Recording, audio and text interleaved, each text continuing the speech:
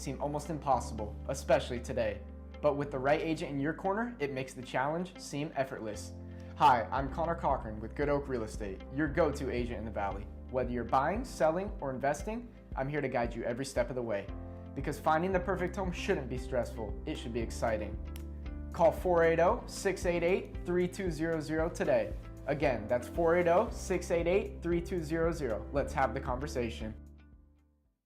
Hey Phoenix Rising fans, this is Discount Tire, your hometown tire retailer and trusted partner on the road for over 65 years. We know it can be overwhelming when buying tires, but we're here to help. Our online tire buying guide, Treadwell, makes finding the right tires simple. Just plug in your vehicle, location, and driving habits, and Treadwell will give you unbiased, personalized recommendations based on your needs, not based on price. Inviting, easy, and safe. Just how tire buying should be. Shop tires with Treadwell at discounttire.com. Let's get you taken care of. You're listening to the pregame warm-up on the Phoenix Rising Radio Network.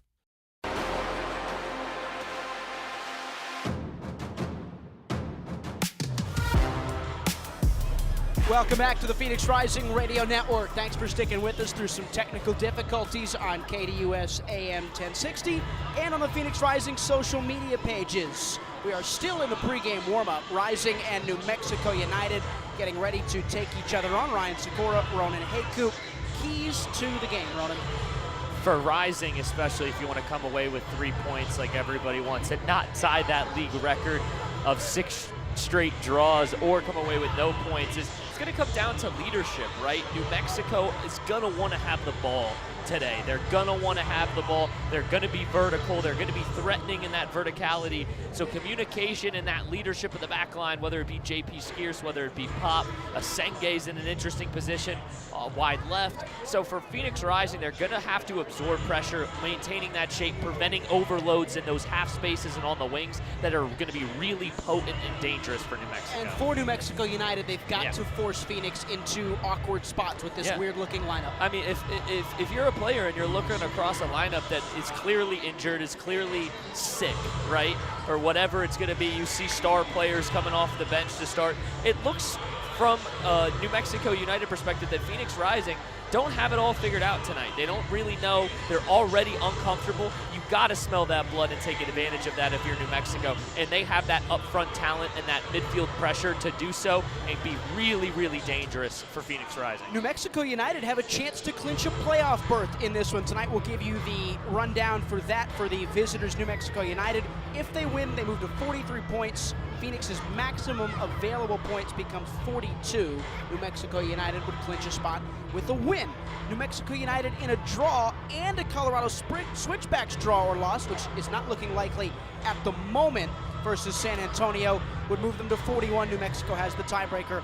And if New Mexico United loses and Switchbacks loses and San Antonio has some weird stuff go on, there's somewhere in there in the math formula that New Mexico United can clinch. For Phoenix Rising, they need some juice. They should look across, look at an arch rival that has a chance to clinch and grab that by the scruff of the neck. Exactly, and it's a beautiful night here from 38th and Washington for footy. It's finally not 1,000,000 degrees here in the Valley. Gonna have to take the quarter zip out for the second half, I'm sure, Ryan. But for New Mexico United, you also have to see from Phoenix Rising, this is gonna be a team that's on the verge of desperation. We were kind of arguing about it throughout the week. It looks like about 7 points Rising needs to really lock in a playoff spot. So for New Mexico United, you have to understand that they might come out firing with a little bit of no holds bar, right? You don't really have much to lose with a team that has, in and out of the roster. You don't really know what's going on in that starting 11. So for New Mexico, they're going to see some fire from Phoenix Rising. You'd hope in that first 15, absorb that, play your game, pin them down, and win the game. 30 seconds or less. We already talked about JP Skeers in this makeshift Phoenix Rising lineup, who has to play well tonight. Oh, it's honestly, it's really tough to pick somebody out. You'd love to see number 12. You'd love to see Charlie Dennis really have an X-factor level game that we know he's capable of. We saw it at Oakland. We saw it throughout the season, all the way back to his Tampa Bay days. He can win games for you. He is that quality of player in this league, so you'd love to see that from him. If Hope comes on, I'd love to see that as well. Some fire, some energy. You'd imagine if they get down, you've got to bring in a creator like him. Phoenix Rising has drawn 5 consecutive games for the first time in club history. The league record is 6. Can Rising avoid that dreaded number here tonight against their arch rivals in the desert? New Mexico United and Phoenix Rising, next on the Phoenix Rising Radio Network. This is a Chukwu's in. Arteaga! You're listening to Rising Radio, home of the 2023 USL champions. Bliss and a burst of red smoke. Phoenix Rising, our home.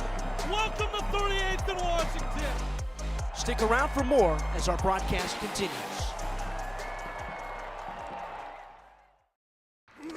Join in on the Sports Zoo on your ride home from work with Dave Rooster Bierstein. Join Rooster as he lays down what's happening around sports and makes it clear what's on his mind. Oh my. Catch the day's craziest stories and some of the latest numbers from the sports books across the valley.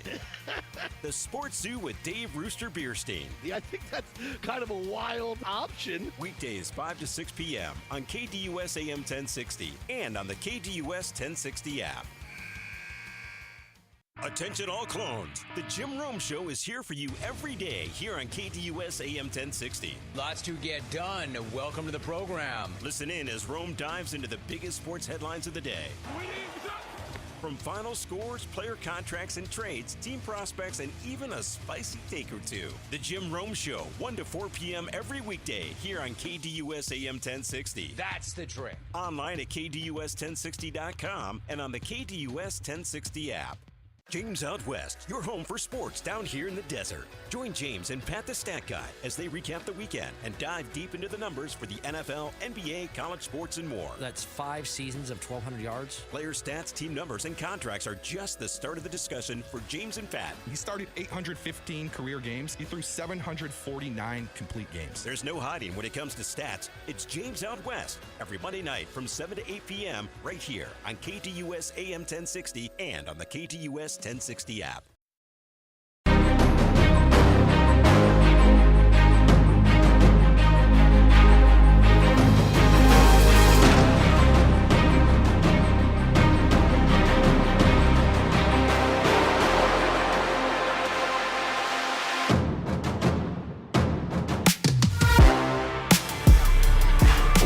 Ever approaching from 38th and Washington here on the Phoenix Rising Radio Network.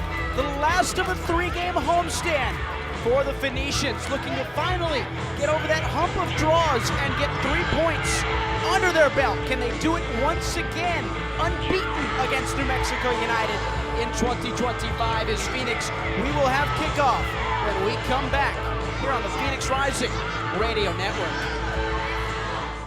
Attention all clones. The Jim Rome Show is here for you every day here on KDUS AM 1060. Lots to get done. Welcome to the program. Listen in as Rome dives into the biggest sports headlines of the day. From final scores, player contracts and trades, team prospects, and even a spicy take or two. The Jim Rome Show, 1 to 4 p.m. every weekday here on KDUS AM 1060. That's the trick. Online at KDUS1060.com and on the KDUS 1060 app. Buying a house can seem almost impossible, especially today. But with the right agent in your corner, it makes the challenge seem effortless. Hi, I'm Connor Cochran with Good Oak Real Estate, your go-to agent in the Valley. Whether you're buying, selling, or investing, I'm here to guide you every step of the way. Because finding the perfect home shouldn't be stressful, it should be exciting. Call 480-688-3200 today. Again, that's 480-688-3200. Let's have the conversation. Hey Phoenix Rising fans, this is Discount Tire, your hometown tire retailer and trusted partner on the road for over 65 years. We know it can be overwhelming when buying tires, but we're here to help. Our online tire buying guide, Treadwell, makes finding the right tires simple. Just plug in your vehicle, location, and driving habits, and Treadwell will give you unbiased, personalized recommendations based on your needs, not based on price. Inviting, easy, and safe. Just how tire buying should be. Shop tires with Treadwell at discounttire.com. Let's get you taken care of. Let's get into the action. Phoenix Rising Soccer, live now on the Phoenix Rising Radio Network.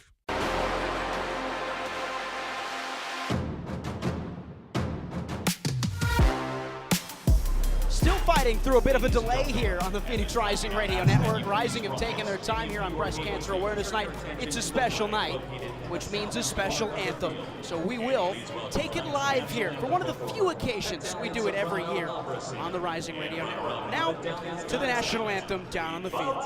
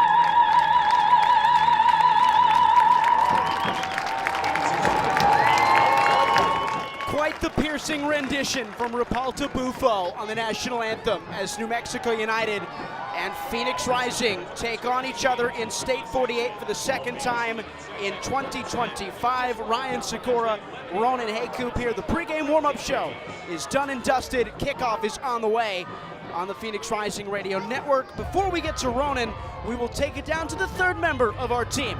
Reese Goodall is on the touchline. Reese? Thanks, Ryan. Well, last Saturday against Oakland Roots, after that 3-3 draw, Pamadou Ka spoke about how certain players lack the hunger needed, especially for a derby match like tonight. He also spoke about how he doesn't want to play football anymore, but would do anything to play in a derby match again. Tonight's one of those nights that Ka dreams of still, one where the hunger has to be shown from minute one. With Rising stomachs growling for a playoff spot, they'll need to be hungry for a positive result against New Mexico tonight. Reese, thank you so much. Coach can't be out there tonight, Ronan, even if he wants to be.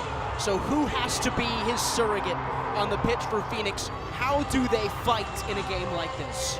It comes down to the guy that we talked about earlier in the pregame. It's J.P. Skeers through the middle of midfield with that contract extension, with that voice that he needs to find. He talked about it on Wednesday. Another thing that Coach Pa talked about in terms of hunger, someone in the press corps asked a question about how difficult this result was going to be to get, and he said it's not difficult. Being hungry is difficult. Not knowing where food is coming from is difficult. This is the moments you're supposed to enjoy and supposed to cherish. So for this Phoenix Rising side, if they can buy into just half of that passion, they're going to be just all right. Phoenix Rising, 5 consecutive draws for the first time in club history, looking to snap that streak against their arch rivals from 6.5 hours east. Dennis Sanchez's New Mexico United come in third in the Western Conference, 12-10-4, all but clinched a playoff spot. They are trying to push for a home playoff spot, the reigning #1 seed who eliminated Phoenix in the postseason first round a year ago. A team that loves to have the ball, but hasn't had as much of it as late. They've changed course over the last month or so. It's been everything with like soccer tactics, especially in the championship, is very circular, right? You get a brand of physical, vertical football that gets counteracted by a really good back three that possesses the ball, moves side to side, and then it shifts and rotates again like natural American soccer really does. That physical aspect is what they rely on, and they got the talent and the guys up top with that size and with that physical prowess to be able to play that style of football. And if you could do that at a high level, why not? There's people playing in the Champions League that roll that same style. It's not anything unsexy. New Mexico, the visitors tonight in the teal third kit. The goalkeeper is Chris Shakes, who gets his 5th consecutive start in the championship. He's in red. For Rising, on Breast Cancer Awareness Night, they wear the white and pink Desert Rose kit that Remy Cabral sports inside the center circle. Patrick Rakowski once again starts in net for Phoenix Rising in all green. Rising will kick it off first, headed toward the south end and the Banditos. The referee is Atayan Yaya in his real debut with Phoenix Rising in New Mexico. He's never been a Western Conference referee. The rest of the crew is Matthew Schwartz and Brendan Lucas. The 4th official is Kevin Lewis. The referees are in yellow. Remy Cabral is casting his shadow as Phoenix Rising look to flip the script on one of the top teams in the Western Conference tonight. We are underway from 38th in Washington as Rafa Shihus sends one skyward, putting Chris Gloucester under pressure. It bounces in the middle for Jean-Eric Morsu, who gets his first start in Rising colors tonight. The Cameroonian, who was signed a little over a month ago, September 3rd. Forang through midfield, Sacco looking to connect with JP Skiers. It's last touched off of Sacco for a New Mexico United throw. 30 seconds into this one. Phoenix Rising's had a lot of the ball the last couple weeks running Haycoop. New Mexico United likes to have it too. Is possession something that matters tonight? It can. And I think for Phoenix Rising, we talk about that uncomfortability that they've had with their lineup, guys in different positions. That's a way you can really establish rhythm, is getting quality possession, getting some touches in that final third. But at the same way that possession could find comfort, you could also find discomfort with giveaways in the defensive third. So it's really a double-edged sword. The chop and change of Pamadou Ka's Phoenix Rising, 27th USL Championship game, 27th unique starting 11. The only team in the league to get this far this season and not play the same group of starters. Phoenix has the ball, 2nd minute in their own half with Rafa Shihus, the center back. One of those mid-season acquisitions for Phoenix. 2 of them starting along the back line for Rising. Long ball up for Charlie Dennis, swept up by Colin Smith. Middle of the park, Carl Saint, and then JP Skiers, and wide left it goes. Isan Sacco stepping over in the attacking third, defended by 2. 90 seconds in, a 0-0 start. A Senge switching play, putting Shakes under pressure, but the goalkeeper for New Mexico United able to step on it inside the 6 and get the ball back in the way of Dennis Sanchez's team. His first season in New Mexico after he was the borderline coach of the year last year in Las Vegas, took the Lights to unprecedented heights in 2024. Talon Maples in his own box, the center back lays it wide. Chris Gloucester under pressure, won by Skiers.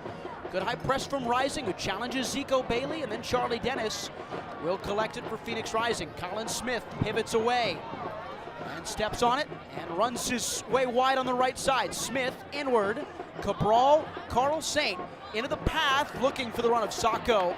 Isan Sacco was held well by Will Seymour, who does appear to be the extra center back tonight for New Mexico United next to the captain, Talon Maples. And you gotta love that from Phoenix Rising early. JP coming from the left side of the pitch to the other side and being able to come away with a giveaway. Put some great pressure. You see this press from Rising. They were working on the off-ball stuff all week. Pamadou Ka talked about that. Showed it as well in some of the trainings of trying to put New Mexico United under pressure.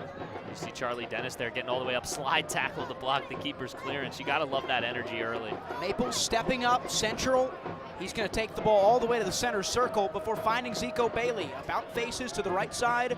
Macaulay Akale defended by the center back turned left back Gisela Senge. Overlapping run, Jalen Lindsay. Cut back is blocked by Senge. Still in the attacking third, Lindsay. Good dangerous cross, defended well, Colin Smith. Dayon Harris in the box will shoot wide. Dayon Harris for the first time starting in Phoenix since 2022 when he tore Rising apart while playing for Tampa Bay Rowdies on that night. It was a 4-1 Rowdies win. And I love that from Nsenge early, out of position on the left back, like you just said, naturally a center back. The biggest difference between those two positions, Ryan, I feel, is of course the offensive workload, but on the defensive end, it's knowing that you don't have to be that last-ditch defender. You can force guys places. It's not just between you and the goalkeeper behind you. You can have that little room to run, push guys outside, and not try to make that last-ditch tackle.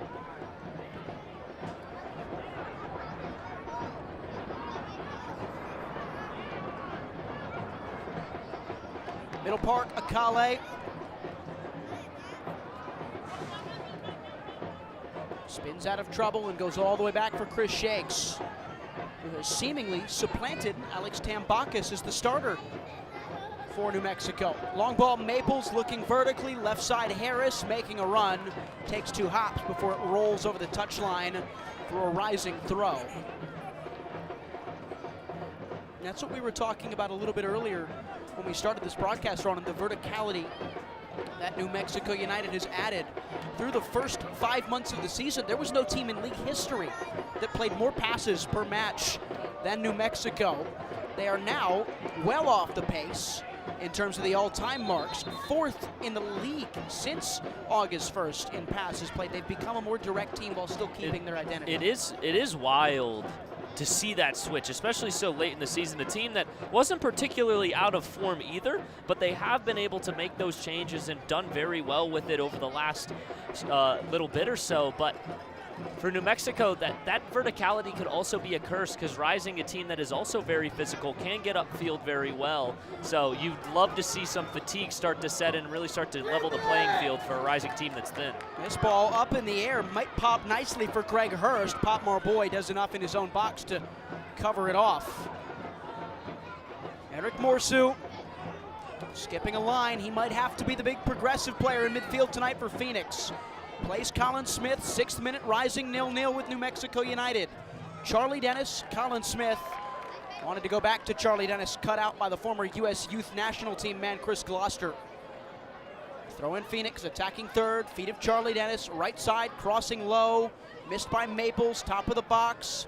Saint in the area, Skiers looking to battle well. One high by Rising, Charlie Dennis, the key creator of this Phoenix team. Charlie Dennis! Struck it high and wide. The first shot of the game. 7th minute, scoreless so far. Phoenix on the front foot with their press. And I like that from Charlie right there. A little selfish with the angle, not trying to pay, a little drop one in on the back post, trying to take a good strike. It was a heck of an effort from Charlie there. Love to see this pressure from Rising. Really have that energy early. Just need to sustain this. Can't let this be a first 15 minutes of the game type of ordeal. Reese Goodall's down on the touchline with a little bit of an update on what we're seeing from Phoenix in terms of their shape. Reese, go ahead. Well, the main thing that was going to be interesting heading into this game was where Carl Saint, Jean-Eric Merceau, and JP Skiers were playing. Carl Saint's playing very high up, almost in line with the wingers, not a role we've typically seen him in, while Skiers and Merceau are much deeper than Saint. All right, Reese, thanks. So Saint playing as the number 10 maybe, does that help Phoenix's press at all? 100% with just his physicality. I think it's not even that he's playing the 10, they're just putting a secondary pivot almost higher up the field in front of the other two in the middle midfield. Will be interesting to see how that develops. Hurst forward, looking for the pass. It's cut out by Rafa Shihus. Still with New Mexico United. Zico Bailey, Gideon Zelalem, who I'm sure Reese would be happy to see down there. Former Arsenal protege, Gideon Zelalem. It's misplaced. Marlon Vargas picked it up in midfield after a pass from Zelalem. Tried to go to the right, 8th minute. Rising have a throw. It was too high for Macaulay Akale. In their own third, Phoenix are left side. So it's Saint in the midfield configuration, and then Senge, who's playing as a right-footed center back in the left back position in this game tonight. He played as a right back late on in Rising's draw last week.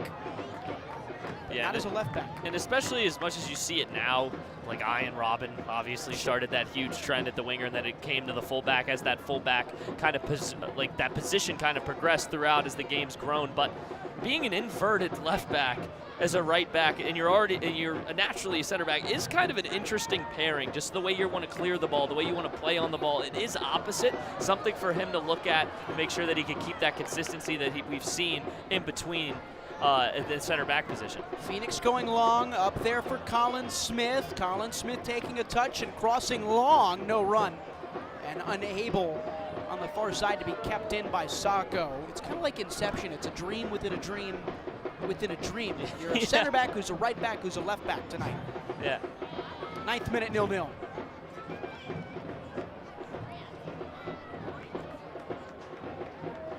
Get you some scores from around the championship here on this Saturday, October 4th. 2-0 Detroit started off the day with a win over North Carolina. That was a good result for DCFC. Then you got into the later slate of the day. Birmingham Legion pick up a big win over Loudoun United. Miami 3-1 over Pittsburgh, who Phoenix will face in a couple of weeks. Tampa Bay 4, Monterey 0. Probably the result of the day. Lou City over Indy 11, as you'd expect, 2-0. Tulsa leave it late, but grab a bunch of goals against Lexington to win 3-0. Colorado Springs, an all-important result for Phoenix Rising. Get a 1-0 win over San Antonio. Phoenix do not have to play Colorado Springs again, but in 2 weeks' time they will play SAFC. Orange County and El Paso have just started as well. And the Jägermeister Cup final is on and upcoming between Sacramento Republic and Hartford Athletic in the California capital. 9th minute into the 10th as Phoenix looked long. They had plenty of calm possession through midfield, flicked on by Colin Smith at the feet of Chris Shakes.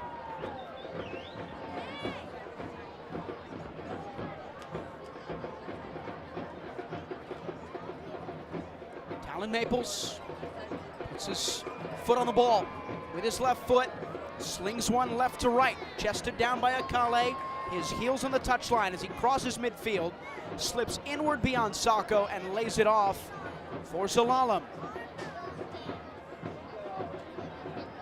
Pivots, pushes the ball back into the feet of a now bald Will Seymour, who was not bald when these two teams last met at the start of the summer. Maybe getting ahead of the curve. Chris Gloucester coming forward. The left back, Forang into space. He very much has hair. Deon Harris on the left side, the number 5 on the left wing. Back it goes Zelalem, and then for Marlon Vargas, and back for Gideon Zelalem. Maples progressing high. Wide left, Gloucester, right in front of his coach, Dennis Sanchez. An overhit ball for Seymour is claimed by the right back, Jalen Lindsey, former Sporting Kansas City 2-man. This team has so much former MLS talent when you look across the board. It's one of the more well-constructed rosters in the league this year. Out of trouble, Zico Bailey finds the feet of Macaulay Akale. Akale switches play that hit the referee's foot. It'll play on right into the feet of Deon Harris. Deon Harris drops Colin Smith, cannot drop Jean-Eric Morceau. There's a foul as Charlie Dennis picked it up in his own half and was taken to ground tactically by Gideon Zelalem. Free kick Phoenix, 12th minute. A slow start in this one for both these teams. Charlie seems to be very frustrated. I can't tell if he wants a yellow or he wants the advantage. Remy Cabral was not necessarily close to the ball there. The ever-feisty Englishman. Yeah, so on brand, right? We talked to him this week, and it was about the calmest I'd ever heard Charlie Dennis be. He's the fiery, silent leader of this group at the same time. One of those names that Pamadou Ka brought up when talking about players who still have that hunger, and hoping that those players that have that hunger can translate that to the rest of this Phoenix team who have lacked it. For what it's worth, a better start this week than the last 3 weeks, which maybe is easy to do when you concede 40 seconds in like you did against Oakland a week ago. Yeah, I mean, I think, what do they call it? Rock bottom, I believe? Don't tempt anybody with rock bottom. You never know. Will Seymour's on it. He's looking to switch the play. This will hang perfectly for Deon Harris, who's been such an inspiring midseason return. He's almost like a new player. He missed the front half of the year. Greg Hurst in the channel. Pop Marboy clears it. The Clemson kid getting the start. Charlie Dennis, perfectly weighted ball down the line as just about cut off by Talon Maples. Zelalem in midfield, and then back for Maples again. And Maples is just one of those guys that's always in the right spot, just so frustrating from a midfielder's perspective. What a beautiful ball there from Charlie with the outside of the boot, just unable to wait it around Maples.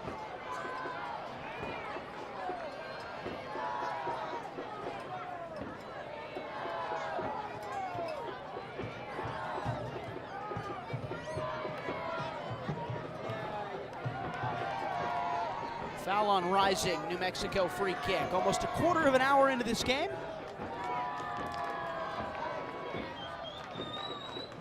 Chris Gloucester, good pressure from Charlie Dennis, gets a big applause from Darnell King, the assistant coach in the technical area.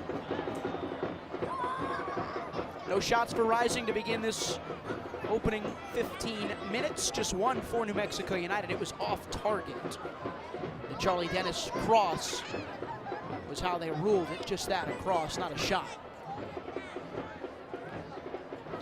Throw in, middle part, Hurst, Akale, Asenge lost it, Akale foraying, and won by Shihus.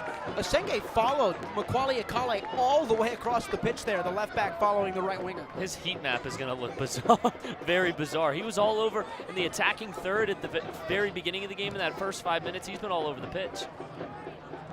Skiers, Dennis, Morsu, first time, cut off, Gloucester, free kick, Phoenix.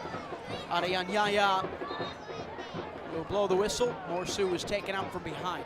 Yeah, that didn't feel good.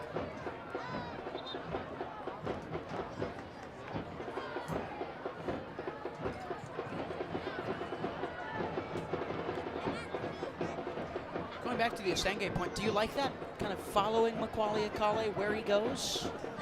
It's an interesting perspective, but I don't hate it, because realistically, the way that Rising moves, right, they expect a lot out of their fullbacks offensively, and that's just not his game. So if you're going to look from the coaching perspective, it's like, hey, we're not going to force him into a situation where we know he's not going to succeed. Give him a responsibility that you know he can do, and it seems to be working. Granted, we're only about 16 minutes through this one, so there's a lot of time to be tested, but not a terrible strategy. Shihus looking long down the line. Sako gets a touch. He was a step early.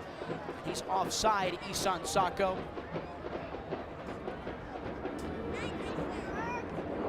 Who's playing on the left tonight instead of the right or through the middle. Remy Cabral, the striker for Phoenix this evening. You put Sako on the left maybe to help out with some of the offensive deficiencies that you have with playing Asenge there. And we've seen him get pretty high up the field as well, Sako down that left edge. Phoenix Rising team that drawn their last 5 are 3-3-7. That's 7 draws at home this year. They're averaging about a point a game at home this season. Sako wins it through the air, nodded down for Remy Cabral. Remy Cabral stepping into the area on his left foot. Remy, too many touches. Remy Cabral gets a shot off, but it slows and rolls into Chris Shakes. It was a great header from Sako. Rising raced on the counter, and then Cabral just got caught up. Really good defending by Talon Maples to stop Rising striker from getting something real dangerous off.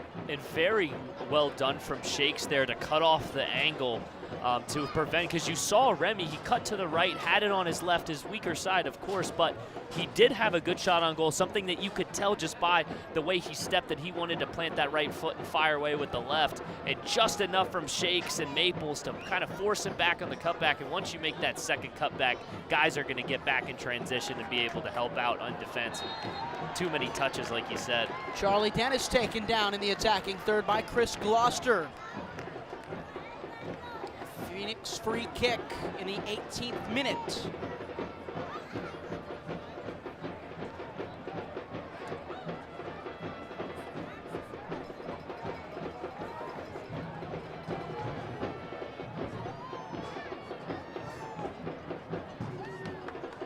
Dennis will take these. He's been a wizard from dead balls, both serving and striking, over the duration of the second half of the season.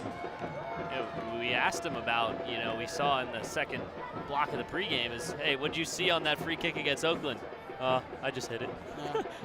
Just doesn't think, which is probably a good thing over something like this. He'll swing it in towards the face of Chris Shakes. It's hit with venom, bouncing about. Shakes dives and stops one from going into the back of the net. Athletic stuff from the one-time backup goalkeeper. There's a rising player down inside the 6. No foul on either team. This one's been stopped just to check on the injury, so while we have the time, injuries are of the moment here. Reese Goodall, Phoenix is without a couple of players due to actual injuries, but there's also been some illness issues in the camp this week. Yeah, that's right. Gian Emmers, who you would have thought would have played in that 8 role after what happened to Noble Okello last week, isn't in the squad at all today. Hope Afeyevu, one of the most prolific players, whether it's scoring goals or creating chances, he does it both. He's on the bench, and so is Darius Johnson as well. Reese, thank you. It's Carl Saint there that was down. He got up. Illness is tough. You don't see it, I think, as much anymore. Not with some modern medicine voodoo, because that's been around for some time, but with just, nutritionists and players keeping an eye and coaches always knowing things like that. You don't get as many illness bugs that run through camps anymore. For Phoenix, it seems to have found them at an inopportune time. Yeah, I think the Valley, too, just naturally is not the best spot in terms of air quality and all that. No. I know I get sick out here a lot more than I do back home, but for Phoenix Rising, it doesn't matter. Will Seymour in behind for Chris Gloucester. No, Dayon Harris. Dayon Harris lifting long, back post. Popmore Boy weighing along Zico Bailey. Off the post. Greg Hurst's rebound is wide. Rising spared, maybe. A beautiful ball from Will Seymour. He found Dayon Harris on the left in the attacking third. Harris looped one in off the right, headed back. Bailey off the crossbar. Rebound by Hurst, and it's still scoreless in the 20th minute. And that was a fantastic hit there from Bailey, flat-footed, kind of leaning back, able to generate enough power. Had that been 6 inches lower, we would not be rendering the score it would have been 1-0. Harris is on it again. He's shuffled out of way. Marlon Vargas left it. Popmore Boy didn't. Morsu, Saint in behind, didn't get the run from Cabral. Remy Cabral liked it. The ball was too close to Shakes. Let's see if that wakes Phoenix up a little bit, who had been the stronger team the first 5 or 10 minutes, but had been put to sleep over the last 10 or so by New Mexico. Dennis, good pressure, who did touch off of last. Charlie Dennis's foot. It's going to be a goal kick for New Mexico United.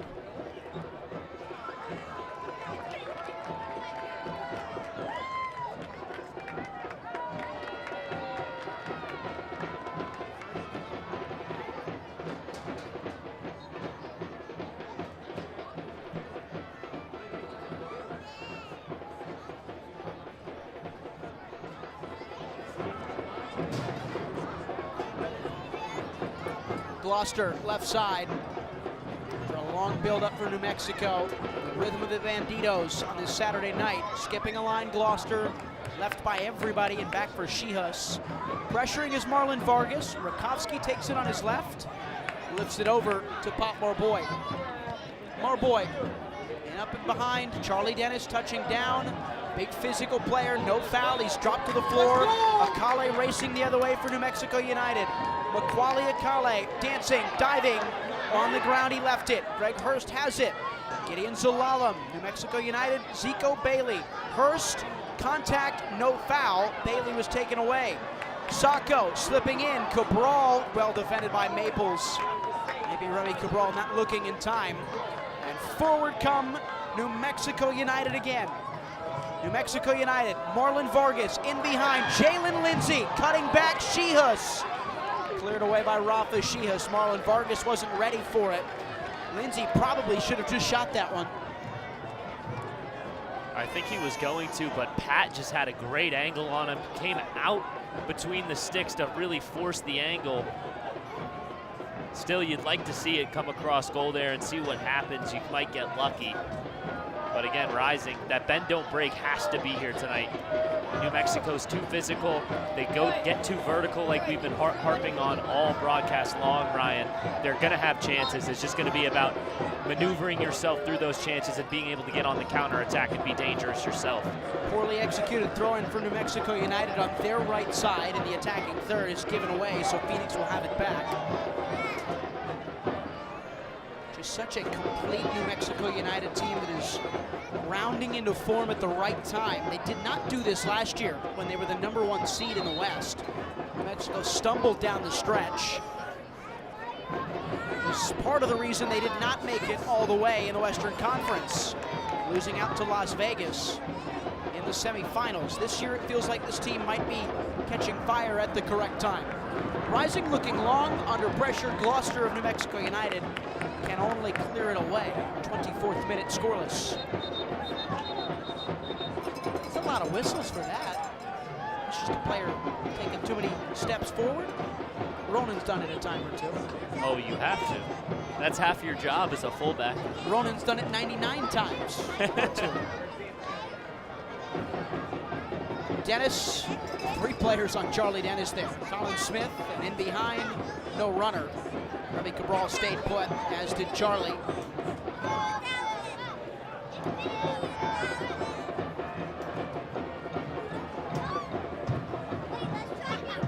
The rhythm of this game favors who right now? Again, we talk about that possession being that double-edged sword. So I think from New Mexico perspective, you gotta love that rhythm, but it's just something like this. Morsu, he has it after a United giveaway. It's a poor pass forward. He wanted the run of Isan Sako underneath. One high by Rising. Sako, Morsu, first time Charlie Dennis. By the byline, Charlie Dennis has picked up a corner kick for Phoenix Rising. It'll be the first of the night for either team. Good stuff by Rising in the press once again. And I think when you have that possession and Rising's working that press and creating that chaos, that's where it really starts to play into Phoenix Rising. That not just 50, like, you know, one team's going to have more possession than the other, but how long the possession is lasting. If it's short possessions, 100% in Rising's favor.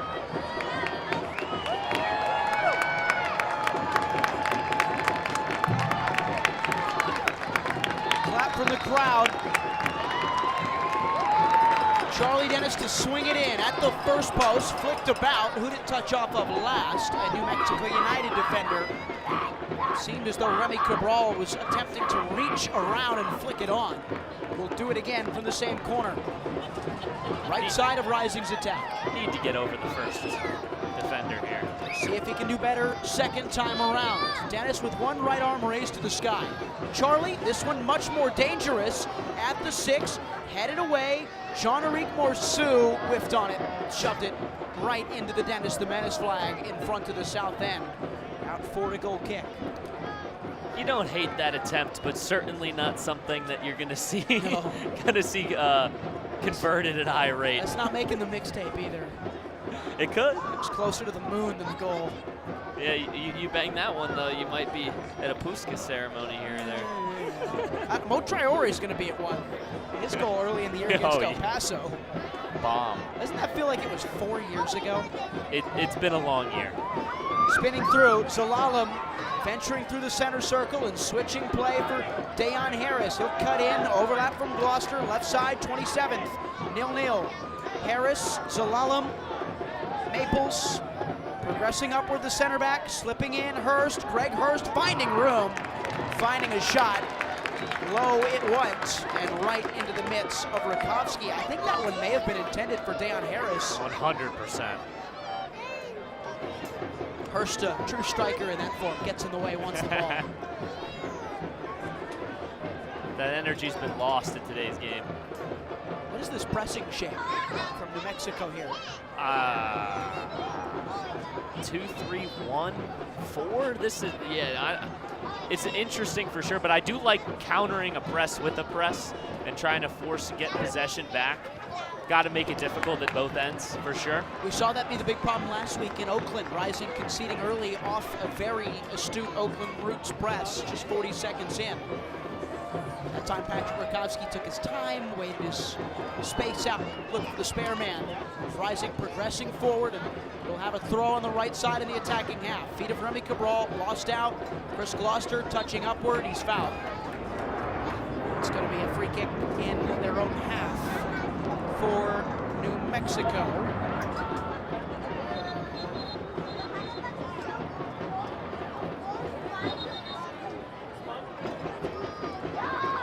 Reese Goodall, you're seeing some different stuff in the midfield for Phoenix over the last couple of minutes? Yeah, that's absolutely right there, Ryan. JP Skiers has done a phenomenal job man-marking Zico Bailey, giving him no space. And the same with left back Asela Sungay. He's been sticking with Makwale Akale, and they've been able to find no space. While there's been pockets of space as Bailey drops down and Akale moves in, they haven't been able to take advantage of it, as Rising consistently has been able to defend it and limit New Mexico's build-up. Reese, thank you. So that's a change. Phoenix are recycling some things in this chess match. All important one. Two really, in terms of in-game adjustment coaches in the league, two of the grandmasters in the championship. Dennis Sanchez is fantastic. Pamadou Ka has been great in-game, even if you can give him critique for the pre-game choices and things like that. Isan Sako deeply wins it for Rising. He's chased by Vargas. Wide it goes. A touch for Morsu, who's progressed wide. Heavy hit ball, wanted Sako. Won back by Maples. Phoenix are the second best team in the league in terms of substitute goals this year. Only Louisville City is better at that. Rising, one of two teams in the championship with double-digit substitute goals this year. So, Pond knows what he's doing once the whistle blows. I think he does know what he's doing regardless. It's been a very difficult roster to manage from a coaching perspective, Ryan. It's just with so many players in and out of the lineup, whether that be, you know, the departure of Mo Traore, or excuse me, not Mo Traore, Juro Margarita or whoever, it is difficult from a coaching perspective to find that consistency. You talked about it, 27 starting 11s. I don't even know if that comes down to a coach's fault or what, but you're certainly right. Once that whistle goes down, there's always those coaches that elevate. Jose Mourinho comes to mind when you're thinking about some of the greatest to do it. There was a foul on Greg Hurst. That's what all the commotion was about, as he raced in behind. Potmore Boy got to the ball first. Hurst hip-checked Rising's captain and gained an advantage because of it. Half an hour into this one. Still scoreless. Deon Harris for New Mexico United after Phoenix went long and lost it. Gideon Zalalem pressured by Carl Saint. Saint stepping up. Saint laying off for Isan Sako. Great stop. Shakes didn't see it through the traffic and just had to parry it away at the center of the goal mouth. It's another corner kick for Phoenix Rising, who quickly countered and almost scored. That was well done. Hard hit low, skipping it, just took an awkward bounce. It's a great stop by Shakes there to keep that away and force it into the corner. Could have been a dangerous rebound there. Plenty of Rising players in the near vicinity. British Airways taking off. Charlie Dennis, Rising's great Brit, will look to serve one in for the third time tonight. Can he make it count? Dennis at the first post doesn't beat Marlon Vargas. Rising will keep it with Colin Smith. Smith just shoving it skyward. That's a really good ball up for the head of Shihus. It's last touched by Rafa Shihus, the elder statesman of the Phoenix Rising team. Goal kick, New Mexico. And you can just kind of see where the change is in the front three, and of course that midfield three is seeing in that attacking third, trying to transition into goal-scoring opportunities off this press. It's very uncomfortable. You don't really see what's going on from, I mean, of course, guys like Dennis, but Sako, when they get the ball, it doesn't feel natural to know where they're going with it. And that's something that Coach Pa and the guys are going to have to talk about at the break and figure out ways to be potent. Charlie Dennis slide tackle on Chris Gloucester, who is injured and has to come off. It's not a head injury. Physio didn't come on. He shouldn't have to leave the field of play, Chris Gloucester. I think he's saying that he grabbed like the back of his neck when he fell, so he's deeming it. Sure. Oh, blood. Yeah. That'll do it. Yeah, that will definitely do it. Looks like on the upper brow. Okay. Just as he fell along the grass, I'd imagine that's kind of hurt. A little burn. Yeah. Hit a sprinkler. Oh. So we've got a brief stoppage here, 33rd minute. Update on the stats in this game. 0.47 expected goals for New Mexico United on 4 shots, 1 on target. Phoenix have had the same, 1 on target, 4 shots, 0.2 XG. New Mexico 63% of the ball right now.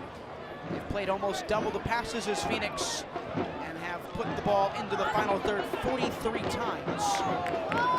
One goes long, not for a New Mexico throw in the attacking third. These two teams, the 2 slowest in the league in terms of build-up. No 2 teams in the USL Championship take more passes to generate a shot and a goal in the championship in 2025. Phoenix worst in both those margins. New Mexico United second worst. It's called being methodical, Ryan. Calculated? Maybe a more positive way to put it. The haters would say safe. Throw-in United, they are in the attacking third. Chris Gloucester into the box. Talon Maples just ran through the back of Charlie Dennis. And Jean-Eric Morsu got shoved into as well. So New Mexico United players on the ground. Maybe Morsu is saying there was a little bit too much of the antics from New Mexico United. There's a big match in the middle in white and teal. So it's, of course we have no idea what was said, but it looked like John went to help him up and said something in response to the worm technique. Well, Jean does not speak English, nor does he understand English, so there would be quite the barrier there if something was said, or if it was a simple get off me. If you try to Allen Iverson a guy and he doesn't like that, I don't think Mr. Jean-Eric Morsu would understand what was going on. 35th minute, 0-0. Fizio is on for New Mexico United. Try and get an ID on the man down just outside the 18. It's Macaulay Akale, we believe. It is him.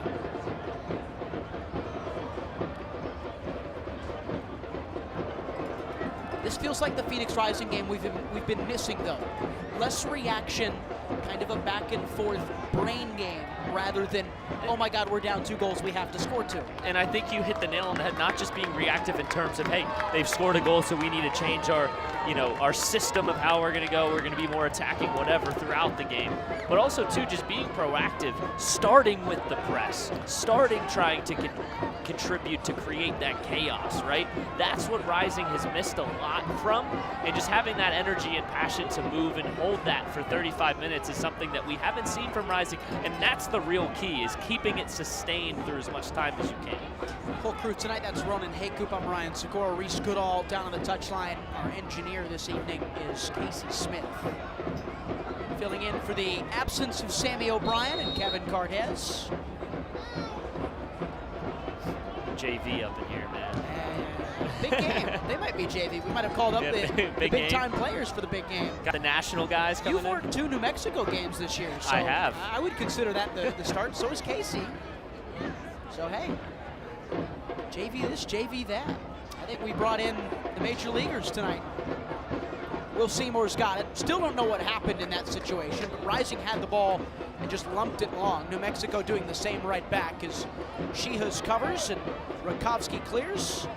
Feet of Asenge, left side, supported by Morsu. Our boy is the split man. Morsu has it.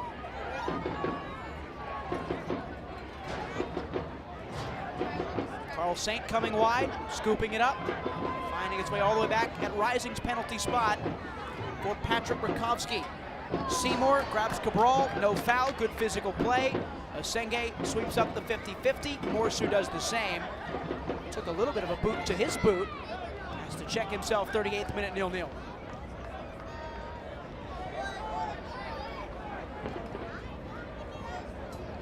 We talked about it in the pregame. Where does Rising find the juice? Where's the mojo come for Pamadou Kaz, Phoenix Rising? Shihus and Rakovsky. You figure it won't come through the midfield and being busy on the ball with how workmanlike this team is. So Sacco and Charlie Dennis with more work to do tonight. 100%. They're going to have to drop in and really create in those half spaces. We've seen a couple of runs in for Remy. It just comes down to Sacco and Charlie being on the same page as Remy. Remy being in spaces that is advantageous to Sacco and to Dennis, not just them trying to pick out ways to find Remy. Remy has to meet them halfway, and I think with that, if you could get Remy spinning off, it's not his favorite thing in the world to do, loves to be direct to goal, but if you could kind of show another foot there, it's going to be really difficult for New Mexico United to really come away with some consistency on that back line. Phoenix coming forward. Saint slipping through a couple. Carl Saint's going on a run I've never seen him go on. When he ran into too many Teal defenders. Cleared by New Mexico United. Up into this dark night October sky. Dayon Harris wins the 50-50 for United. He pirouettes away from Colin Smith and gets the overlapping run on the left side of Chris Gloucester. Attacking half New Mexico, 39th minute. Gloucester still has it. Back for Talon Maples. Skips the line for Dayon Harris. Defended by Smith. Feet of Gideon Zalalem. Switching play on a looping ball over the top for Jalen Lindsay. Zico Bailey's in behind the effort of Sacco. Bailey heavy touch. Right toward the end line and over it for a Phoenix goal kick. That was a good promising move. That was just unable to be capitalized on by New Mexico. Just caught it. You always try those skipping balls. You want to try to clean under it, create some backspin so it sits down for you, and he just caught that one straight off the end of his toe. Unfortunate touch from Bailey, who has been threatening all night, and I'm sure will continue to do so.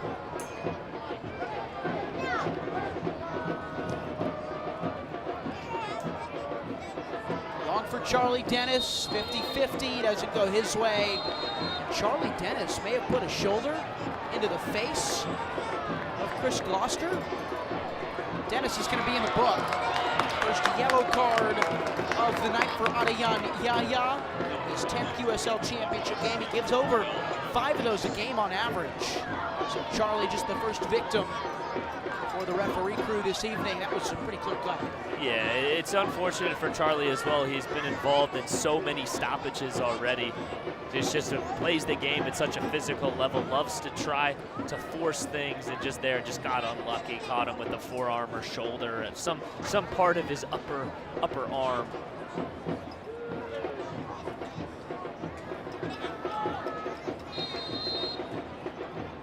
Five minutes to play in the first half. Gloucester shunted away by Colin Smith. Good to have him back in the lineup for Phoenix.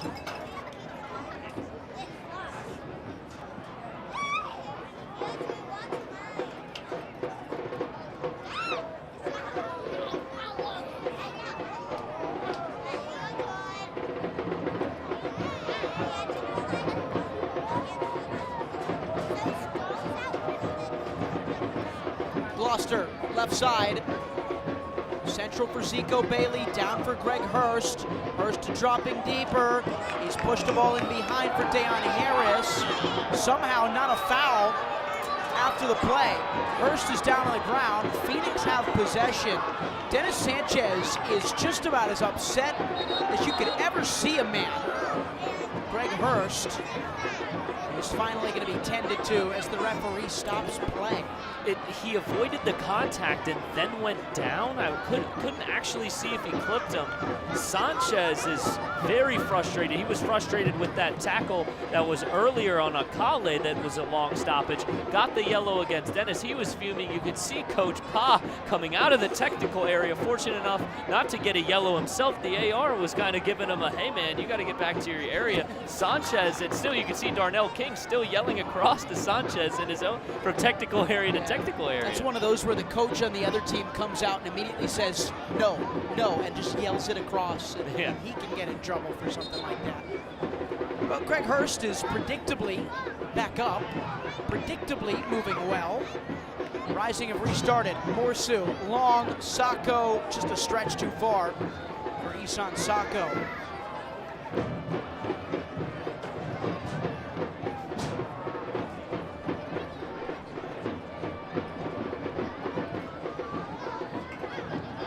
Morsu, good pressure from Rising.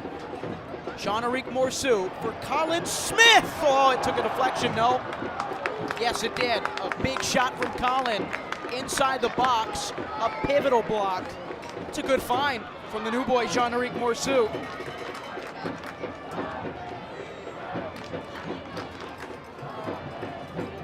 Another corner for Rising, another for Charlie Dennis to take. 43rd minute, 0-0.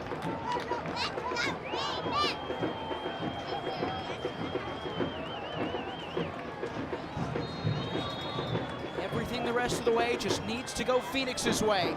Dennis, good delivery, punched away by Shakes confidently. Morsu lets it bounce, Akale took it off of him.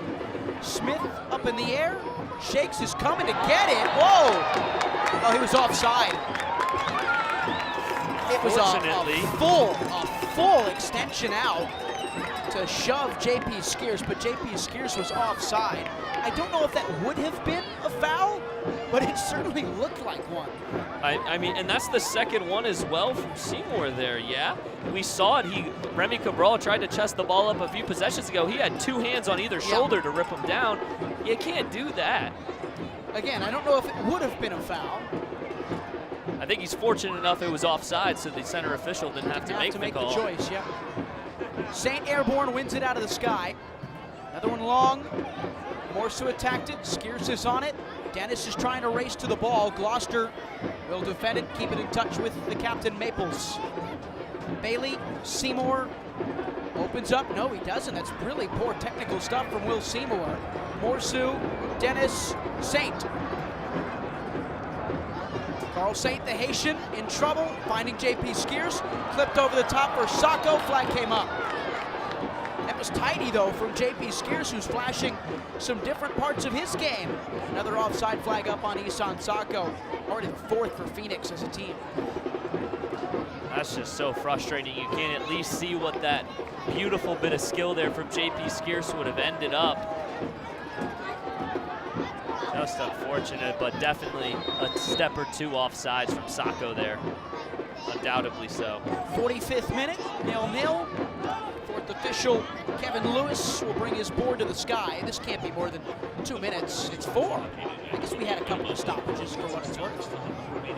Other than those stoppages, there's really been nothing to this match. Foul in the middle on Asenge. He got the advantage over Akale. Free kick New Mexico, center circle. So we will play a minimum of 4 minutes into the 49th in this first half.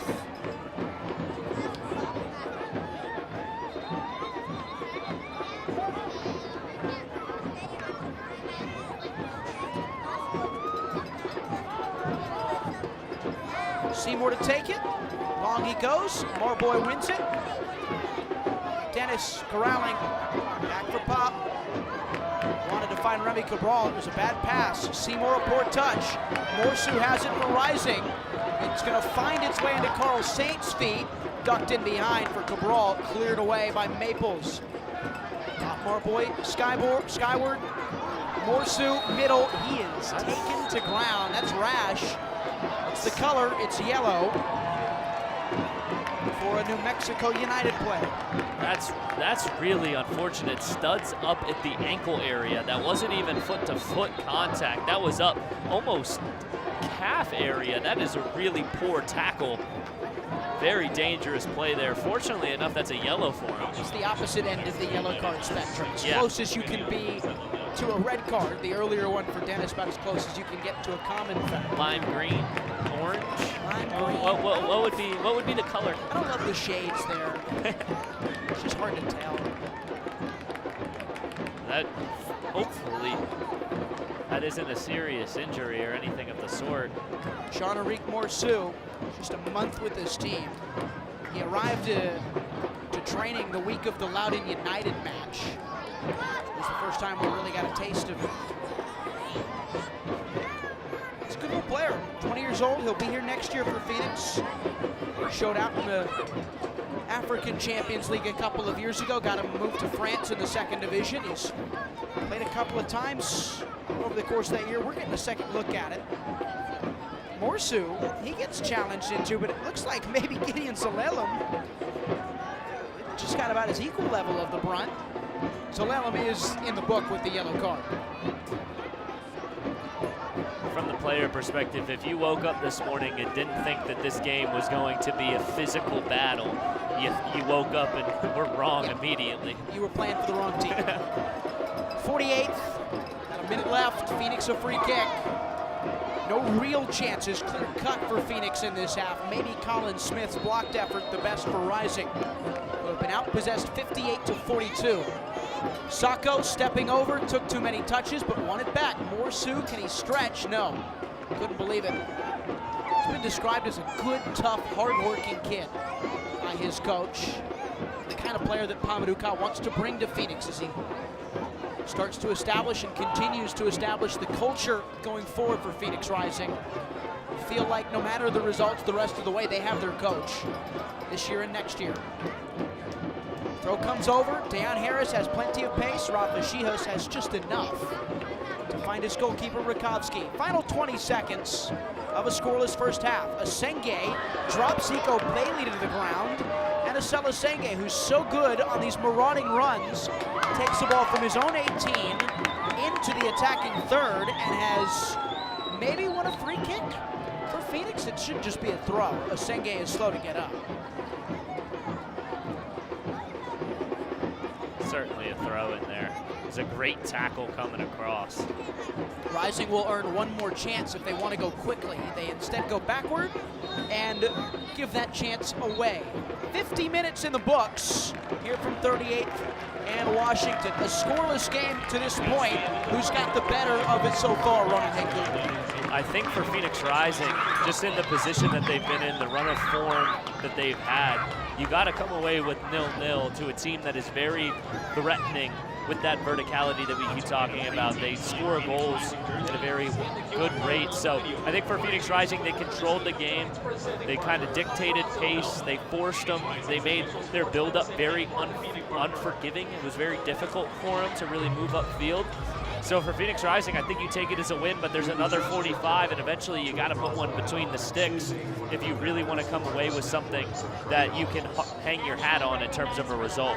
Phoenix Rising has trailed at halftime the last 3 weeks by a combined score of 7-1. It's 0-0 right now in the Valley on the Phoenix Rising Radio Network. We'll come back with the halftime report right here.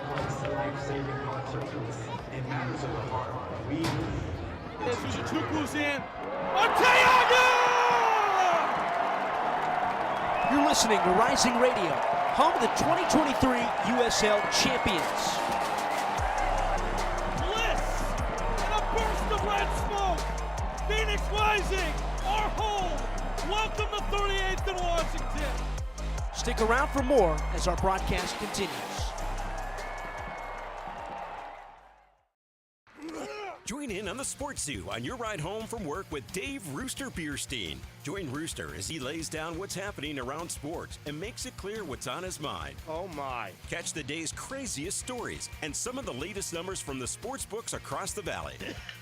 The Sports Zoo with Dave Rooster Bierstein. Yeah, I think that's kind of a wild option. Weekdays 5 to 6 p.m. on KDUS AM 1060 and on the KDUS 1060 app.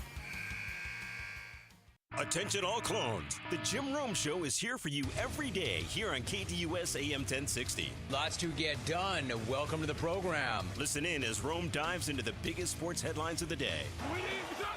From final scores, player contracts and trades, team prospects, and even a spicy take or two. The Jim Rome Show, 1 to 4 p.m. every weekday here on KDUS AM 1060. That's the trick. Online at KDUS1060.com and on the KDUS 1060 app. James Out West, your home for sports down here in the desert. Join James and Pat the Stat Guy as they recap the weekend and dive deep into the numbers for the NFL, NBA, college sports, and more. That's 5 seasons of 1,200 yards. Player stats, team numbers, and contracts are just the start of the discussion for James and Pat. He started 815 career games. He threw 749 complete games. There's no hiding when it comes to stats. It's James Out West every Monday night from 7 to 8 p.m. right here on KDUS AM 1060 and on the KDUS 1060 app. Each day at work just dragging on. Get your sports fix on the lunch break. Join Chris Schubert and producer Evan live as they give their local perspective on the world of sports. Baseball, football, and basketball. Everything has a home on their plate. It's The Lunch Break with Chris Schubert, live Monday through Friday, 11 a.m. to 1 p.m. on KDUS AM 1060, on the KDUS 1060 app, and KDUS 1060 on YouTube. Buying a house can seem almost impossible, especially today. But with the right agent in your corner, it makes the challenge seem effortless. Hi, I'm Connor Cochran with Good Oak Real Estate, your go-to agent in the Valley. Whether you're buying, selling, or investing, I'm here to guide you every step of the way. Because finding the perfect home shouldn't be stressful, it should be exciting. Call 480-688-3200 today. Again, that's 480-688-3200. Let's have the conversation. Hey Phoenix Rising fans, this is Discount Tire, your hometown tire retailer and trusted partner on the road for over 65 years. We know it can be overwhelming when buying tires, but we're here to help. Our online tire buying guide, Treadwell, makes finding the right tires simple. Just plug in your vehicle, location, and driving habits, and Treadwell will give you unbiased, personalized recommendations based on your needs, not based on price. Inviting, easy, and safe. Just how tire buying should be. Shop tires with Treadwell at discounttire.com. Let's get you taken care of. Now we go back to the field to break down the first half action with the Rising Radio Halftime Report on the Phoenix Rising Radio Network.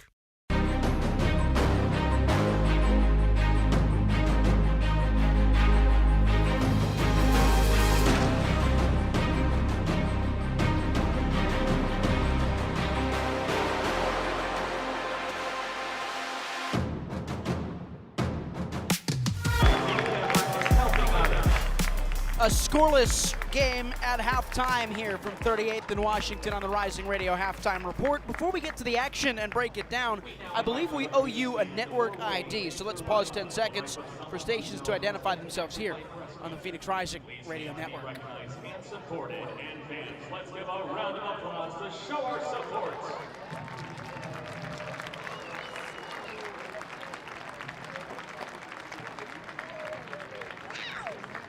So 0-0 between Phoenix and New Mexico as we finally get a chance to break this one down. Ryan Sikora, Ronan Haycoop, Reese Goodall. We'll go all three here right now. Ronan, I want to start with you.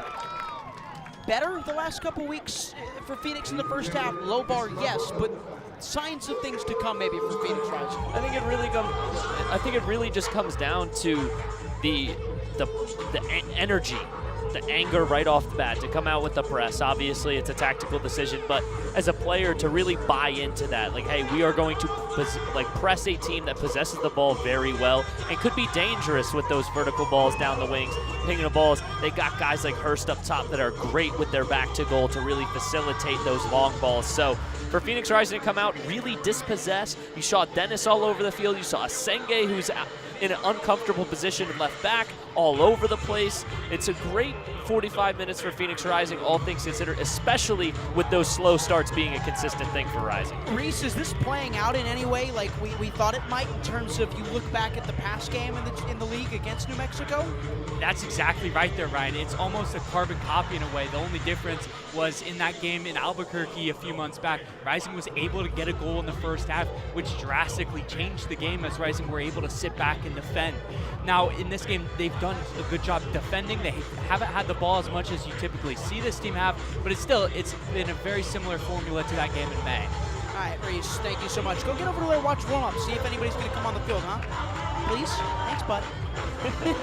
Hope Aviyevu's got to come into this game at some point for Phoenix Rising. I think if he doesn't come in at 45, he's definitely coming around somewhere around the 60th minute mark, Ryan. I think this game needs just that second level of creation. We've seen Sacco tuck in, we've seen Dennis get all over the place, but there's been a real disconnect between those guys, Remy Cabral, and really finding that final product that you need for Phoenix Rising if you want to come ahead and win this game. We saw Colin Smith be dangerous at times. Still need to find that final product, that finishing touch that's easy. Not something spectacular, just easy.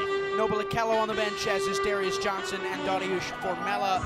For New Mexico United, the game changers, Thomas Among, Luther Archimed, Usman Jabang. Maybe the best substitute in the league, if you want to think about it, Valentin Noel on the bench for Dennis Sanchez is New Mexico United. We'll take a break here on the halftime report. We'll come back, we'll give you stats and out-of-town scoreboard on the Phoenix Rising Radio Network. Suzuchuku's in. Arteaga! You're listening to Rising Radio, home of the 2023 USL champions. Bliss and a burst of red smoke. Phoenix Rising, our home. Welcome to 38th and Washington. Stick around for more as our broadcast continues. Join in on the Sports Zoo on your ride home from work with Dave Rooster Bierstein. Join Rooster as he lays down what's happening around sports and makes it clear what's on his mind. Oh my. Catch the day's craziest stories and some of the latest numbers from the sports books across the valley. The Sports Zoo with Dave Rooster Bierstein. Yeah, I think that's kind of a wild option. Weekdays 5 to 6 p.m. on KDUS AM 1060 and on the KDUS 1060 app. Attention all clones. The Jim Rome Show is here for you every day here on KDUS AM 1060. Lots to get done. Welcome to the program. Listen in as Rome dives into the biggest sports headlines of the day. From final scores, player contracts and trades, team prospects, and even a spicy take or two. The Jim Rome Show, 1 to 4 p.m. every weekday here on KDUS AM 1060. That's the trick. Online at KDUS1060.com and on the KDUS 1060 app. James Out West, your home for sports down here in the desert. Join James and Pat the Stat Guy as they recap the weekend and dive deep into the numbers for the NFL, NBA, college sports, and more. That's 5 seasons of 1,200 yards. Player stats, team numbers, and contracts are just the start of the discussion for James and Pat. He started 815 career games. He threw 749 complete games. There's no hiding when it comes to stats. It's James Out West every Monday night from 7 to 8 p.m. right here on KDUS AM 1060 and on the KDUS 1060 app. Each day at work just dragging on. Get your sports fix on the lunch break. Join Chris Schubert and producer Evan live as they give their local perspective on the world of sports. Baseball, football, and basketball. Everything has a home on their plate. It's the lunch break with Chris Schubert, live Monday through Friday, 11 a.m. to 1 p.m. on KDUS AM 1060, on the KDUS 1060 app, and KDUS 1060 on YouTube. Buying a house can seem almost impossible, especially today. But with the right agent in your corner, it makes the challenge seem effortless. Hi, I'm Connor Cochran with Good Oak Real Estate, your go-to agent in the Valley. Whether you're buying, selling, or investing, I'm here to guide you every step of the way.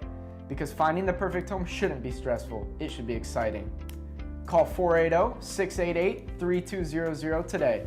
Again, that's 480-688-3200. Let's have the conversation.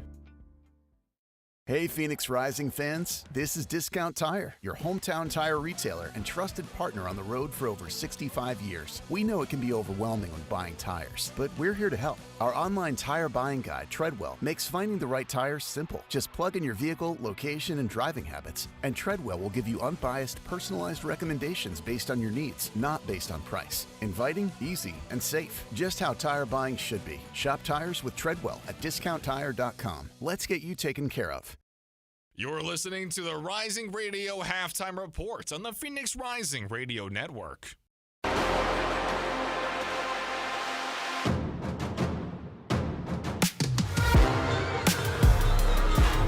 Phoenix Rising nil, New Mexico United nil from 38th and Washington in downtown Phoenix. Some scores from around the league in the USL Championship. Detroit 2, North Carolina nil. That's who Phoenix Rising plays next week. Yesiel Cedeno scored from the spot in the 44th. Atez Juf in the 74th. Birmingham beat 10-man Loudoun United with a penalty in the 29th minute, 1-0. Miami 3-1 over Pittsburgh. Alan Gavilanes sealed the deal in the 82nd. Pittsburgh Riverhounds is who Rising play on the last day of the year. Louisville City got 2 goals from former Rising man Abdoulaye Dia. It's a 2-0 win over Indy 11. Tampa Bay 4-0 over Monterey Bay. Rubens Pasillas scoring a brace in that one. Colorado Springs 1-0 over San Antonio. Juan Tejada scoring in the 15th. Tulsa 3-0 over Lexington. Jamie Weber, remember him, the midseason signing? 2 goals for him on the night. Orange County 0-0 at halftime with El Paso at home. That's a big game to keep an eye on if you're a Rising supporter. And in the Jägermeister Cup final, Hartford and Sacramento are scoreless. Right now, the players are coming back out for both teams, so we will step aside, come back in about 90 seconds for the second half on the Phoenix Rising Radio Network. Attention all clones. The Jim Rome Show is here for you every day here on KDUS AM 1060. Lots to get done. Welcome to the program. Listen in as Rome dives into the biggest sports headlines of the day. From final scores, player contracts and trades, team prospects, and even a spicy take or two. The Jim Rome Show, 1 to 4 p.m. every weekday here on KDUS AM 1060. That's the trick. Online at KDUS1060.com and on the KDUS 1060 app. Buying a house can seem almost impossible, especially today. But with the right agent in your corner, it makes the challenge seem effortless. Hi, I'm Connor Cochran with Good Oak Real Estate, your go-to agent in the Valley. Whether you're buying, selling, or investing, I'm here to guide you every step of the way. Because finding the perfect home shouldn't be stressful, it should be exciting. Call 480-688-3200 today. Again, that's 480-688-3200. Let's have the conversation. Hey Phoenix Rising fans, this is Discount Tire, your hometown tire retailer and trusted partner on the road for over 65 years. We know it can be overwhelming when buying tires, but we're here to help. Our online tire buying guide, Treadwell, makes finding the right tires simple. Just plug in your vehicle, location, and driving habits, and Treadwell will give you unbiased, personalized recommendations based on your needs, not based on price. Inviting, easy, and safe. Just how tire buying should be. Shop tires with Treadwell at discounttire.com. Let's get you taken care of. You're listening to the Rising Radio Halftime Report on the Phoenix Rising Radio Network.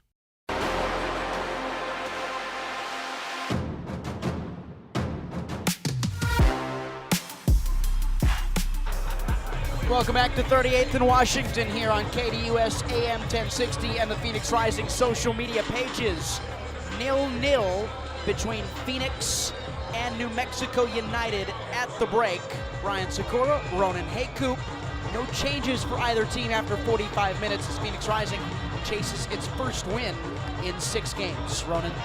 Yeah, it's definitely interesting not to see a change. I think that really speaks to, how, messed up this team is with illness and injury and just being uncomfortable in that starting 11. You'd think, though, that those guys will start to trickle in.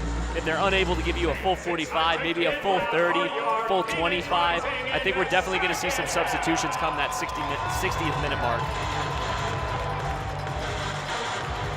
Everybody's out there and ready to go. Phoenix have drawn 5 straight. The league record is 6 consecutive draws. Right now we're on track for that one as New Mexico United takes it back, and we are off and running in half number 2. Long goes the away team. Pop Marboy won the header. Head tennis ensues. Flick forward, Zalalem. And Patrick Rakowski will scoop it up for Phoenix. 20 seconds in to the second half. Phoenix are one of 2 teams in the league unbeaten in its last 6 games. Rising and league leaders Louisville City. Rising have also won less games in that same time span than 16 other teams in the league. It shows you the real, split personality of this Phoenix Rising team at the moment. They fight and they fight and they fight, but they're either finding ways to shoot themselves in the foot or surge back and find a way to come back in games. And honestly, that type of energy has very frequently been the Rising identity, even through the Juan Guerra years, even prior to that. It's about channeling that into a positive way. Obviously, you don't want to be a second half team at any point, especially at the professional level, because you do get punished by good teams. But having that fight and having that energy, there is a silver lining in there of being able to continue and fight back into games very late. Second to last home game of the year for Phoenix. 47th minute. Shihas on the ball for Rising.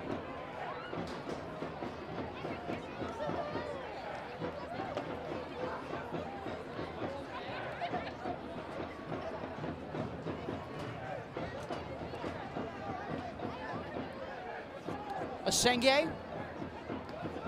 Phoenix just electing to keep it in their own half. What'd you make of Isela Senge in the first half in an unorthodox position for the number 51? I thought it was very well done. A great half from him.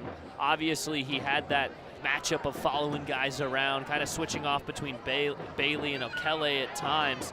But he was solid. That's all you can really expect from him. Not trying to do too much in that position as well is so difficult, because you do, as opposed to the center back position, you get the ball so frequently with space in the fullback position that sometimes it's easy to overthink and make decisions that are poor, especially when you're playing out of position like that. Phoenix have a free kick in the 48th. Isan Sako picked up a switch of play from JP Skierson, was just clattered into by Jalen Lindsey. So maybe 45 yards away from frame. Charlie Dennis will have a chance to whip one in for Rising. With his left foot, everybody standing even with the penalty spot in terms of verticality. Dennis in the area, headed away, Talon Maples. It'll sweep its way all the way to the feet of Colin Smith. The right back, wide it goes. This is Asenge looking to cross. He is dropped to the ground, no foul. Keep an eye on New Mexico United here on the break. Well defended in the end by Carl Saint. New Mexico were racing forward 5-on-4, and Saint stopped it before it even started.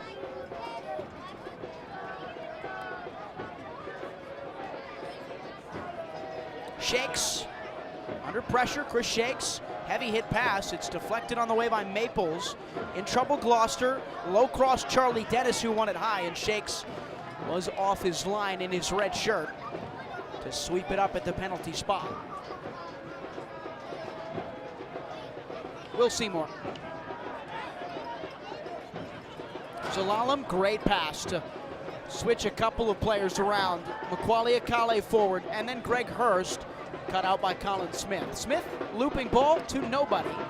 Charlie Dennis was making the run down the right side into space, and Smith shoved it to the left. 4 minutes in, second half.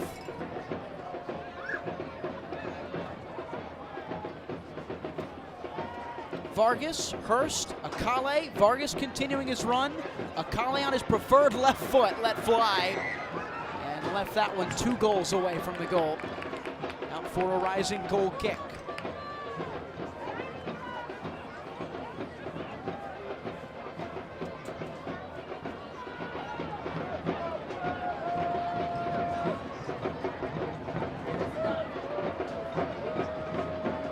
Dennis arrives to the long ball from Phoenix's goal kick, flicked further along by Remy Cabral. There was no runner. Charlie dropped in. Cabral tried to flick it on for somebody. And that's the disconnect that is just, has to be so frustrating for coach. It's just, you've got to find ways. Bailey forward, Akale finds the feet of Hurst. Hurst in the right half space, whipping wide right, crossing high Lindsey. Back post was Harris, headed away by Rising. Chested down by Saint, and then Morsu, and now is Senge.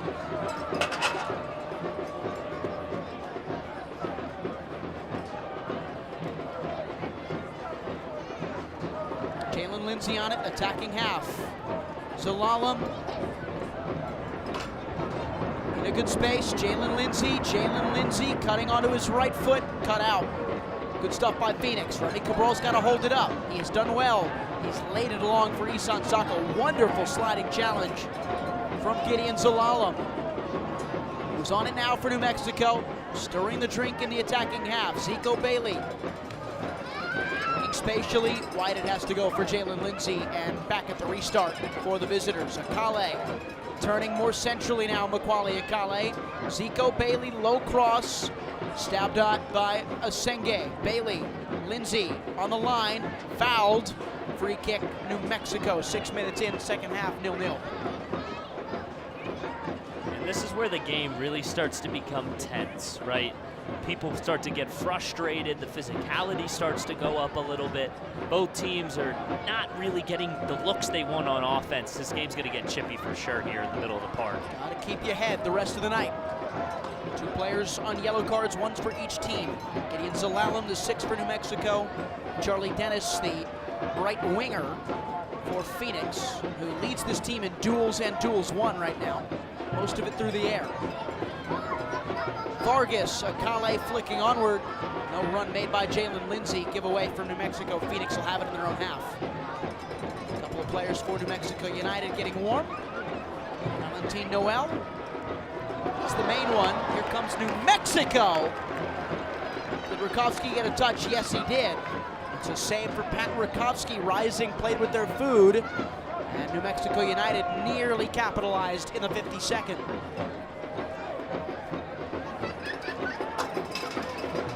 It's a way to get low there for Pat. You don't see that too often from him.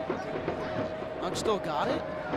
He definitely does. The 32-year-old German got down. He's better than we thought he'd be this year. I think that was a big question mark for Phoenix coming into the season, the goalkeeper position. Especially with Rocco, the quality he was. Yes, Rakowski has had his down moments this year for sure. He's had some great bright spots as well. First corner kick for New Mexico tonight. Cross is low, whiffed by Skeers, out of touch, another corner.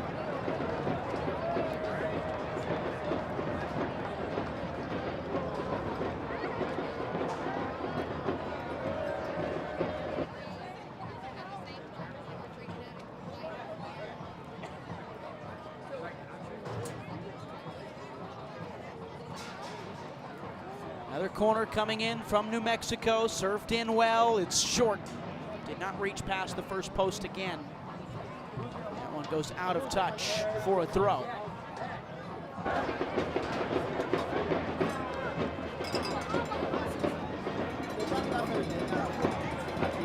Seymour.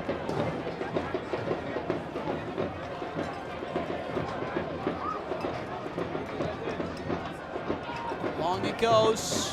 Under hit, Senge covering.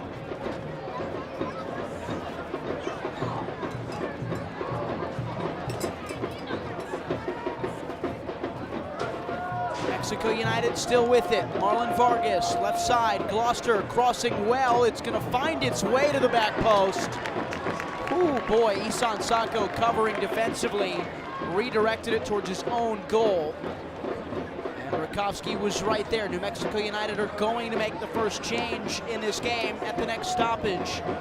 Valentin Noel is going to come into the game for Dennis Sanchez's team.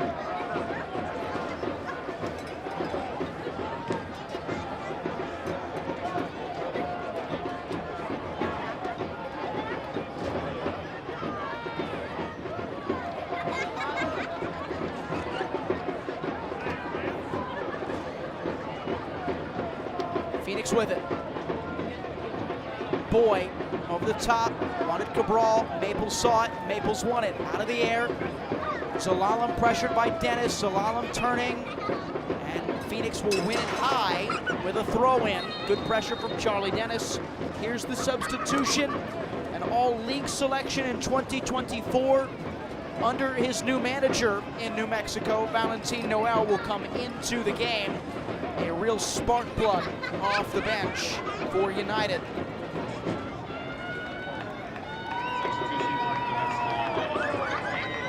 He has replaced Marlon Vargas in the middle of the park, like for like the two number 10s. 10 minutes into the second half.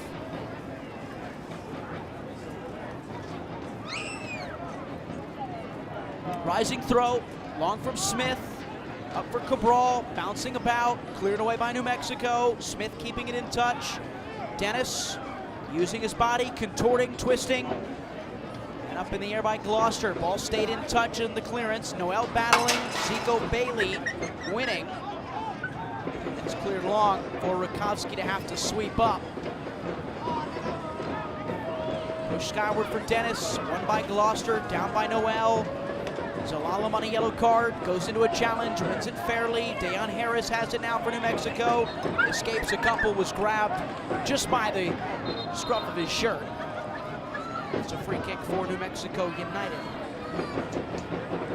It's going to be important for Rising here as this game starts to tick away, is with that press is being a little bit different. Not pressing the same way every time. You can see New Mexico United starting to find some rhythm within that Rising press. Need to continue it for Rising, of course, but need to find it maybe a different way. Kale twists, gets his head up, looking for the run from deep from Noel. Popmore boy got the header. Rising will have it again at their goalkeeper's feet with Patrick Rakowski.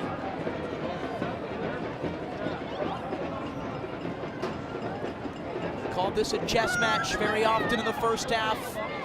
It's Dennis Sanchez who makes the first move for New Mexico United of real threat to bring on Valentin Noel. Ronan, you were talking a little bit earlier on about the disconnect up front for Phoenix. I think Reese down on the touchline was on the same page.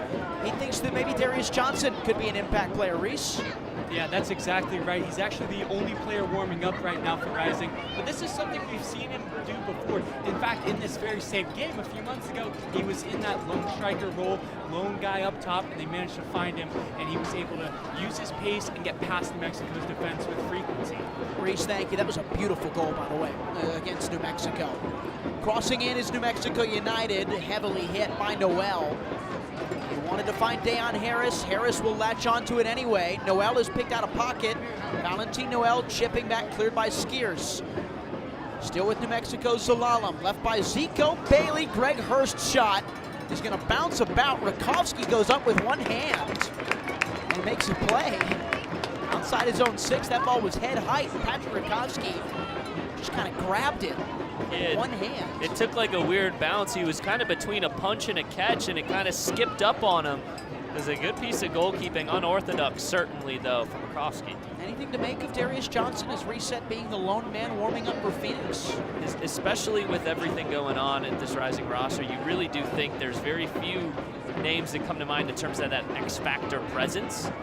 Darius Johnson certainly is one of those names. I'd love to see him come in. It's been very stale. Definitely need a new look in the front 3, certainly. Morsu wide for Smith. At the feet of Carl Saint.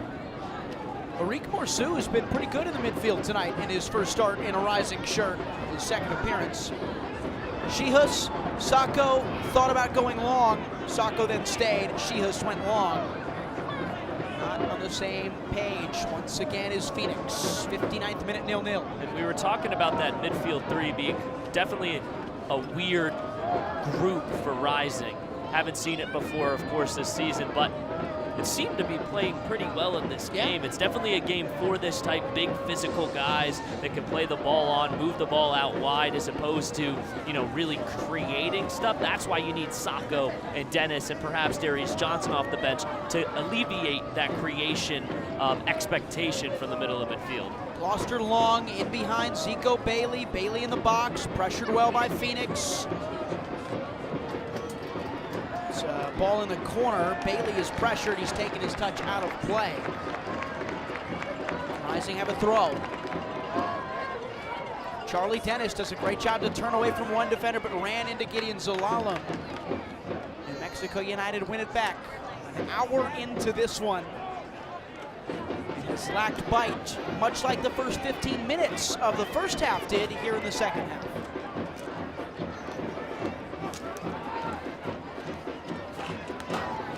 Just 12 combined shots, 3 on target between these two teams. Good ball in behind from Jalen Lindsay. Macaulay Akale advancing forward, ran right in to Rafa Shihus, and the veteran won it. Cabral flicking down, wanted Morsu, won by Maples.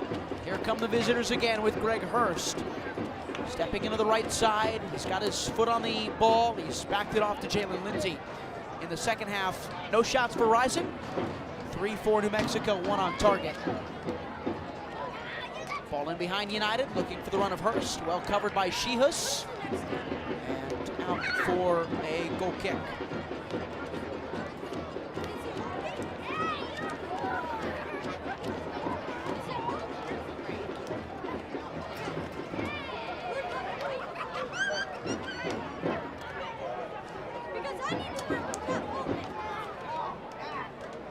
Rakowski, he'll go long on the goal kick.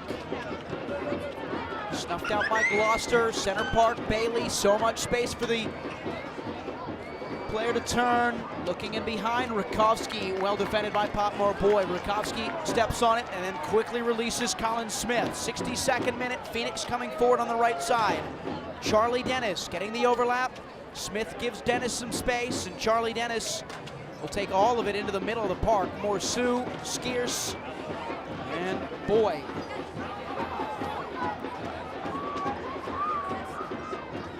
Colin Smith has stayed high. Rakowski has gone long. Goalkeeper to goalkeeper as Chris Shakes will corral it for New Mexico.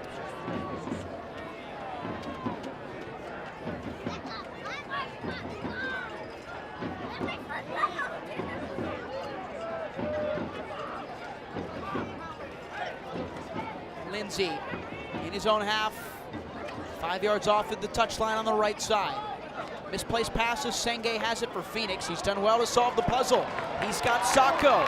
Isan Sacco. Phoenix are 5-on-5. Carl Saint right at the goalkeeper for New Mexico. Chris Shakes stands in the center and gets the stop. First save of the second half for Chris Shakes.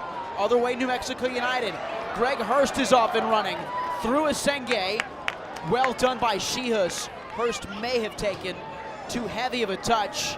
Lots to unpack there as the game went end-to-end, Ronan Heku. Yeah, just a great strike from Saint there. You just can't put it right at the goalkeeper from that distance. There's no goalkeeper in the championship that's going to bobble that type of strike right at him. 4 feet to the right, now it's dangerous, but definitely some positives. Sacco's onside. Isan Sacco, what a save by Chris Shakes. Oh, it was a perfectly weighted pass in behind, and Sacco was finally onside. And Chris Shakes stood tall, rising with some momentum. Charlie Dennis chipping again for Sacco. Maples cut it off. And Talon Maples taken to ground. Maples will clear. Maples fouled Sacco. Free kick Phoenix, 64th minute. And here come Rising, who will make their first change with Darius Johnson entering the contest. Who's he going to replace? Remy Cabral comes out. So Sacco should go to the number 9, you'd think here? 100%. Darius Johnson will go off the left? 100%. You like this, yes? I do. I just feel for Remy, his quality, the work rate has to be more if you're not getting the ball in these types of situations. It's just been extremely frustrating for a lot of players, including Remy himself. He's just not getting the ball in places. And really, a number 9 like Remy that wants to be direct on goal, wants to run into goal, you need people who are going to place the ball right where you need it. That's Hope Abayevu, and he's on the bench. Kind of a good tactical decision for Pa here. 64 minutes for Remy Cabral. Rising's best spell has seen them earn a free kick 30 yards away from Chris Shakes' frame. This is right where Charlie Dennis likes them. It favors his left foot with no wall. Shakes is playing to the right side. New Mexico playing this as a clear-cut cross. All the big bodies up for Phoenix. At the 6-yard box, a whistle will stop us. Lots of pushing and shoving here, Ronan. This feels like it's a shot, but everybody else is saying no to that. It's a little far out to be a shot, a little far off as well from the middle, but there's a lot of bodies in there. You wouldn't mind just putting this on goal and seeing what rebounds come up. Senge's there, so is Saint. Phoenix play it short, something from the training ground. Morsu got stuffed on the shot. Popmore Boy has won it back.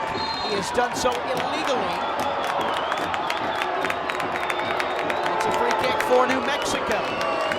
And that feels just a little make-up-y. The black and yellow shirts that have populated here just off this northwest corner that we're in at 38th and Washington. We're very displeased with that last set piece. It felt like Maples had won the ball fairly.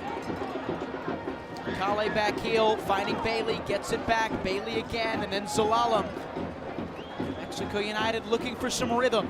Lindsay in behind, a Senge defending. Macaulay Akale just put an arm into the backside of a Senge and then ripped it out of him.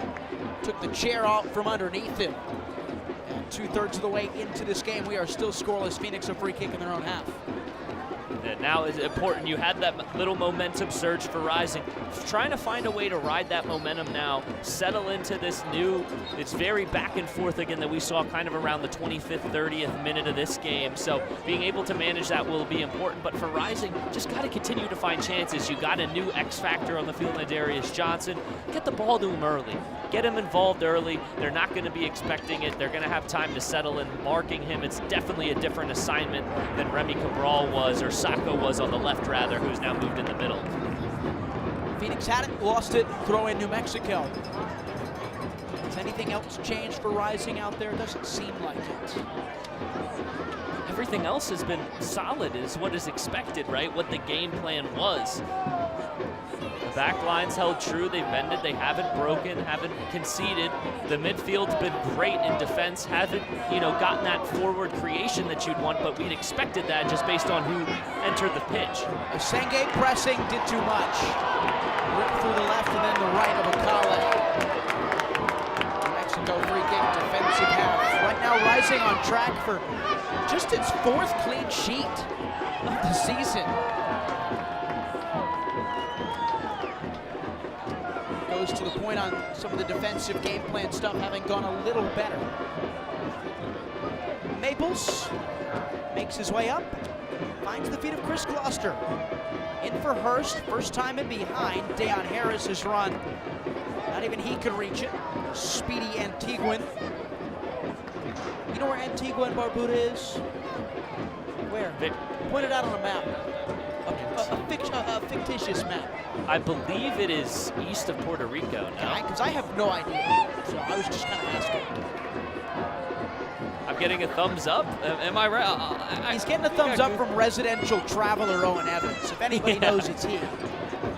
How do you spell it? I'm kidding. Ball in behind. Skeers was trying to run onto it. It was a little behind him. A-N-T, you've got it. Foul on Rising. Skeers and Saint, and now some shoves. Zico Bailey didn't like what he got from Carl Saint, and he came right into the Haitian, made his presence known. Haiti is also in the Caribbean. Correct. There's a yellow card being given to Carl Saint.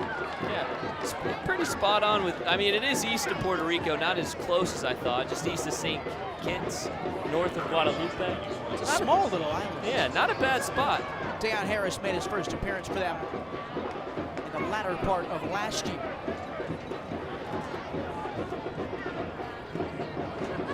Free kick, New Mexico, 69th minute.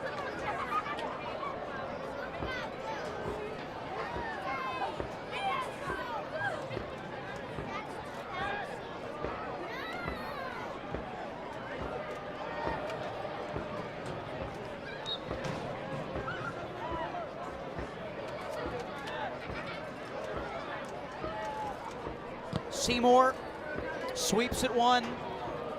Misjudged by Potmar Boy, but he gets lucky in the end. Rakowski was there to save him.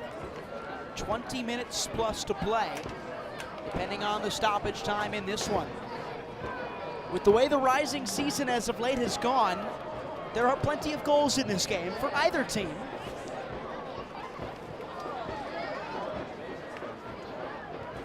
Maples wins the headers. Rakowski went long. Skeers in the center. Morsu heavy touch.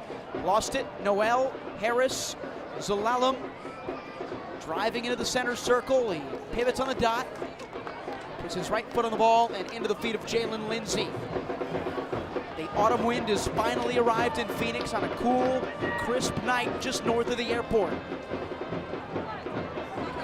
New Mexico United stay hot despite that and pick up their 3rd win from 3. Talent Maples out of the back is tripped up. Was it from Sacco? Yes. Carl Saint was right there. He's on a yellow card. He's going to have to be careful. One of 2 in Rising colors out there with a caution to their name. I think it was Saint. He's talking to Sacco. He's talking to Saint. He's talking to Skeers. He's talking to Charlie Dennis. It's just how powwow in the center circle. Hey man, that's your last one. Hey buddy, no more. None more.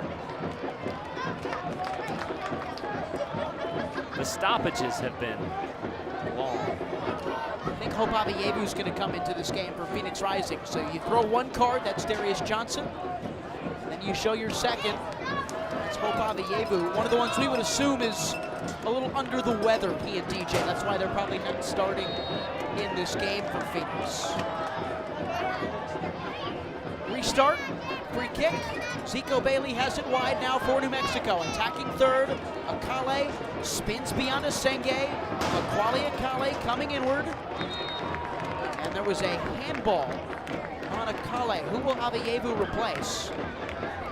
It will be Carl Saint. So Saint probably doing his job in this game, going 72 minutes, good in the press, an unorthodox position for the center back. Yeah, 100%. I mean, stepped up into that midfield role. It took it well, was physical, played the ball on well, didn't do too much. And that's exactly what you could have hoped for. Now you got a guy in who could give you some creation and give you some possibly final product production. Getting a good text from Reese Goodall, who's doing his job down on the touchline. Probably spot on with this one. I think that sub was for Morsu, and as soon as that conversation between the referee and Carl Saint was had, and he kind of said, hey, that's it, next one and you're off, Pamadoukas said, all right, I'm not going to play with fate there. I was pretty certain that it was Jean. Yeah. It was the 2-0 on the fourth official because they went to do it at the stoppage, and then the center official played on. He changed his mind right at that point.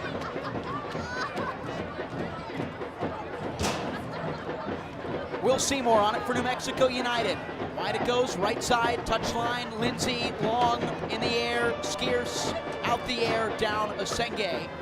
Phoenix have it in their own box with Rakovsky. On his preferred left foot, Patrick Rakovsky goes long, one at Aviyevu, one out of the air by Zalalem, feet of Hurst, and now Maples, and then Chris Shakes, the goalkeeper for United.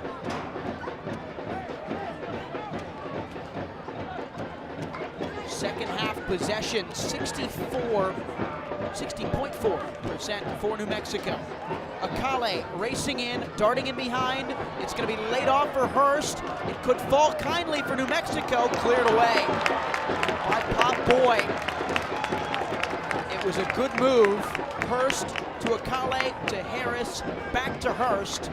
Snuffed out by Phoenix. There's a player down inside the Rising penalty area for New Mexico United. In general, the possession in this one, 58.4% to 41.6. I think Luther Archimed is going to be coming into this game for New Mexico.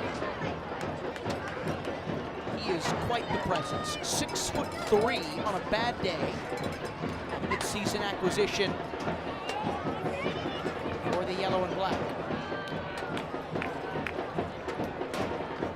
From Monterey Bay. He's from Guadalupe. Yeah. Where's that? Guadalupe, right there. We're right there. It's just south of Antigua. I think our again, Rising Radio Network travel agent Owen Evans is giving us something. I call him Owen Edwards. He's not very happy with that. He's not our travel agent anymore. Quarter of an hour left in this game. 0-0. Breast Cancer Awareness Night. All the coaches, Phoenix Rising and New Mexico United, wearing the little breast cancer awareness pins. Phoenix was going to be wearing them, and New Mexico caught wind of that. Asked the club if they could wear them too, the coaches. It's good sportsmanship between two rivals. It might be sacrilegious, but I think this Desert Rose kid is my favorite. Is that it's crazy? A third kid. You can't say that. I know. That's not in your DNA. I know. The third kid always has some motion to it. I love the white, the pink. Remember the Ronald McDonald ones from a couple of years ago? The big, bright yellow ones? I mean, yeah. Those did not go the way. Those did not play.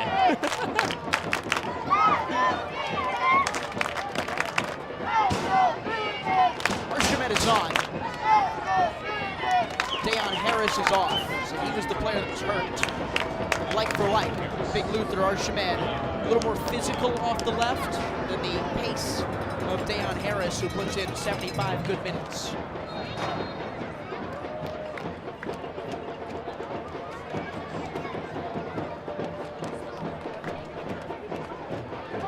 Charlie Dennis dropping deep, switching play from right to left to Senge. Pressure by Akale. Darius Johnson.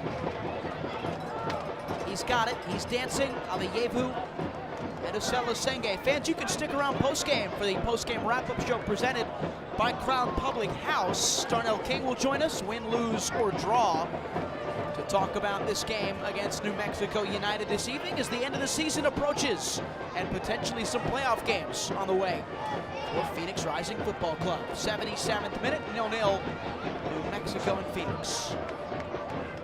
Marboy over the top. Aviyevu was running, so was Sacco. New Mexico's won it. Right it goes, Valentin Noel. Archimed's taken his place as the number 9, it would appear. More of a target man for the visitors now.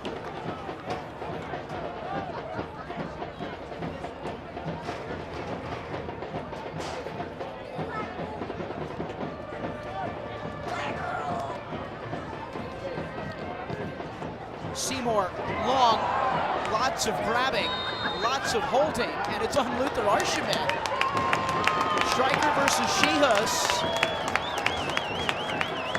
And Dennis Sanchez, the manager for New Mexico United, has two arms out, looking right at the fourth official.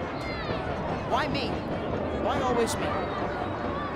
I hate to say it, but I think he's got a decent argument. Yeah.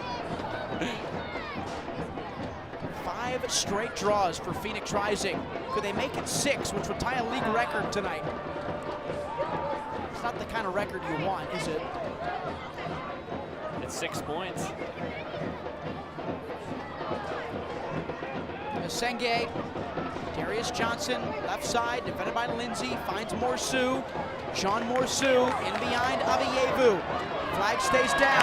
Hope Avievu beats Zico Bailey, puts the ball in there. There was no run continued, though, by Darius Johnson. New Mexico United win it back. Phoenix will press. Will Seymour will switch. Good touch by Greg Hurst, who's made his way over to the left now since the insertion of Archimed. Cut out by Morsu. Really good stuff from the kid. Avievu, African to African, Cameroon to Ghana, and a foul in the middle of the park on Zelalem. Free kick Phoenix. And, you know, the sport. They go quick. Wide right. Smith in the box. Perfect ball. I don't think Hope Avievu saw it coming. It just glanced over the forehead of Chris Gloucester. And Hope Avievu could not keep his touch inward. It's out for a goal kick, 79th minute. And Brian, you know, soccer is such a dynamic sport, right? A bunch of decision making, especially in that final third. It's mainly about feel. You'd just like to see a little bit more consistency, at least knowing what other players are doing. You saw that from Hope Avievu. Doesn't know the ball's coming in. Not looking, or on the last possession, he's trying to play Darius Johnson onto a run that he's not running to. Here's Hope again, wanted Sacco. I think he thought he could thread the needle. He couldn't. Avievu's wanted high though for Rising. Charlie Dennis, overlapping run from Colin Smith. Charlie Dennis's shot, touched by Skeers, down for Sacco. They got in each other's way. And Pamadou Ka puts one hand to his brow and then throws it away. 80th minute, 0-0. Hurst the other way, New Mexico. Wide left, Archimed. Cuts in on Pop Marboy. Archimed cutting in. Archimed left it. Archimed lost it. And Rising have it again. Morsu the other way for Phoenix. And now for Charlie Dennis. Charlie touching inward. Finding the feet of Hope Avievu. 5-on-6. New Mexico have the advantage. Darius Johnson stepping 1 and 2 with Jalen Lindsay. Johnson with a byline. Cutting back. Pushed away from the end line by Lindsay. Asenge. And now Shihus pacing for Phoenix. Couldn't quite pick up, and now they'll possess. Just need to work to get bodies forward a little quicker on that transition. It's just not enough. New Mexico United is doing a great job of getting bodies behind the ball on that counterattack, and when they get dispossessed in their own end, you need to see Rising start to counteract that. Maybe over-commit forward a little bit and trust that Pop and Ashias are going to bail you out.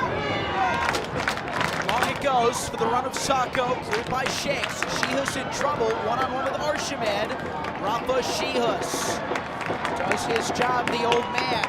He does not have the pace anymore, but he has the positioning, the former Chicago Fire captain. Middle Park, New Mexico United win it back. Late goals have been the theme for Phoenix Rising. 86th minute, 97th minute last week, and the 3-all with Oakland. 81st minute, 101st minute in the 2-all with Loudoun. And Sacramento was the 79th minute from Sacco. That's the last 3 games for Rising. They've scored 5 goals in the final 15 minutes of the second half. Middle Park, Archimed. Akale is forward. He's been fed by Noel. Macaulay Akale on his right foot, left and wrong. He wanted to get on his left. Rising didn't show it, and Macaulay Akale's shot was sent skyward and wide of the first post, out for a goal kick. 82nd minute, still 0-0. That was a great strike, just glancing at that near post. Was definitely over the bar, but may have cleared it around the post before that. It was a screamer. And fortunately for Rising, just doing enough in the defensive end to keep the ball out of the net. That's all you can ask for in a game like this where the counterattack has been dangerous for both sides. Ronan mentioned it earlier. We've had lots of long stoppages in this game. You could see 5 or 6 minutes of stoppage time. Rising have it on the goal kick. Shihus pressed by Archimed, up for Johnson, 50-50, middle park. Charlie Dennis, he's got possession of it. Yeah, Dennis again. I think we're gonna get at least 6, maybe 7 minutes on it. Aviyevu couldn't stretch his legs. Dennis tried to thread the needle. Charlie, he's made his way over to the left. We saw this late on in the game. Charlie Dennis was given a much more free role in the comeback against Oakland. Darius Johnson off the left side, up toward the box. Roman Aviyevu calls for a handball. Chico Bailey the other way. Chico Bailey, New Mexico with no numbers. Archimed steps on it and drops it back for Gideon Zalella. Gloucester, left side, attacking third United. Greg Hurst, the former Rising man. Greg Hurst shoots into the south end. Goal kick Phoenix. And I think regardless of the protests from the south end and everybody wearing red and black tonight, just not a handball, unfortunately. Natural position down by his side. Thankfully for Phoenix Rising, didn't turn into a counterattack situation where you'd really be frustrated at the call, but Rising need to find their momentum. They're now on the back foot. There's 7 minutes to be played. Of course, we talk about it, gonna be a healthy amount of stoppage time, but build that momentum in regulation. Really try to force something here at the end. You've had a draw, a draw, a draw, a draw, a draw, and a draw again. Time to find the 3 points. Did you say enough draws there? I think Yep, you did. I counted. Otherwise, it definitely would have been wrong. I can hear the hesitation after the second. After the second one, You said a draw, a draw, a draw, a draw, a draw, and then it just dragged out. I think they've made a change here, Phoenix. No, they're just getting some instruction to Jean-Eric Morceau. Phoenix Rising player is down on the ground. I think that's Rafa Shihus. And Pat's down too. The physio's out to Pat. Greg Spence going to talk to him. If it's Shihus, that would make sense. 35-year-old has yet to finish a game for Phoenix this year, despite having now started in 4. Finish a full 90, I should say. He finished the one game he came off the bench. 85th minute, 0-0. What, the 6th oldest player for the championship? Yes, at least at the time of his debut. I've not back-checked it yet, but I don't think older people have been signed, so that's part of the reason why I haven't back-checked it. That's bad journalism, folks, I'm sorry. Sue me. Pat looks to be banged up here. He had looked like a cramp. I'm assuming he's going to be fine. He's done this a couple times in the last couple of weeks where he's gone down and fought through it. He definitely has some type of soft tissue thing that's been nagging at him, because you can recall that even in the early spring, wasn't taking his own goal kicks or wasn't going long with goal kicks in some contests. Always kind of a show for a professional goalkeeper that something might be up. Noble Akello was warming up for Rising. Well, I think we're going to go a different direction and bring on Ryan Flood. Probably for Shihus here. Fresh haircut for Floody. I was hoping he'd play last week during the massive raindrop we had. And Rafa Shihus will not finish this game. He goes 86 minutes, the most in his Rising career, before being replaced by Ryan Flood. Asenge probably coming back into that center back spot. Flood taking up the left back role. 100%. Hometown kid from Tempe, went to Corona del Sol High School. He's into the game. 87 minutes on the clock. Colin Smith heading. Gloucester clearing. Bouncing about for Skeers, then Dennis. Then Aviyevu up in the air for the big body of Skeers. Flicking onward for Sacco. Seen away by Gloucester again. Marboy missed it. Morceau will step on it and slow it down for Phoenix. I like him. There's just something about the 20-year-old's game, Jean-Eric Morceau, the Cameroonian. he's got a lot of composure for a new guy and a young guy in a roster, which is always a good testament, especially when you're playing in the middle of midfield, to have that. Has grown into this match tonight. Dennis, long. Darius Johnson's going to try and run to it. Does DJ have the pace? He doesn't have enough to get there, but he does have enough to put Jalen Lindsey in trouble. Out for a throw. Flood will throw it in. Ryan Flood, too many touches. He's taken off of it by Akale. Zico Bailey in his own half. Long it goes. Senge checks his space and will step on it. 88, 0-0.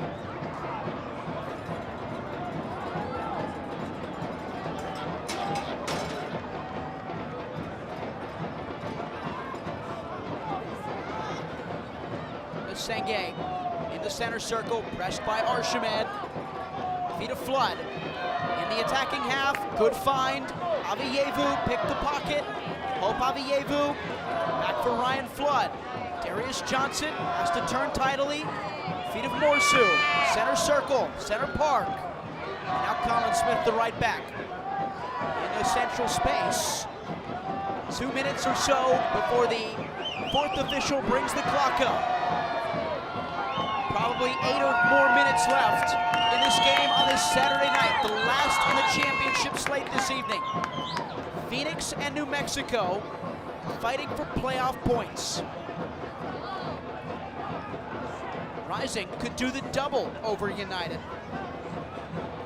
All-time 5-3-1 against New Mexico United in games played in Phoenix. Darius Johnson out of touch. It was off of DJ last. Akale touched it as it was already out of play. Throw in for New Mexico.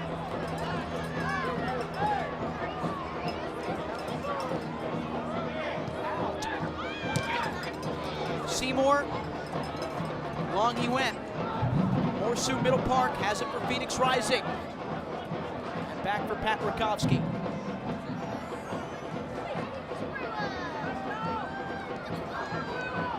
Flood. Morsu. Heavy touch, left side, defensive half. Turning away, 60 seconds to the 90. Long from Jean-Eric Morsu. Colin Smith won the header. Chris Shakes won the ball. New Mexico have it with a quick rollout.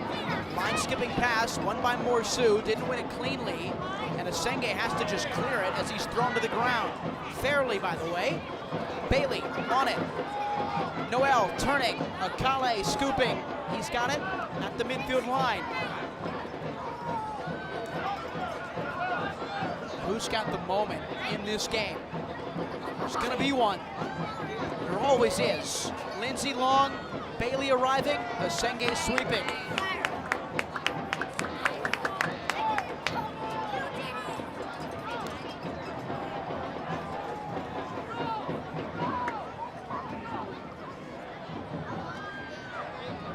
Pass. Phoenix had it. Asenge could only clear it as Colin Smith left it short. Sacco offside. He always is. The league leader in that category. That is not an assumption. That is tracked, and he does indeed lead the league.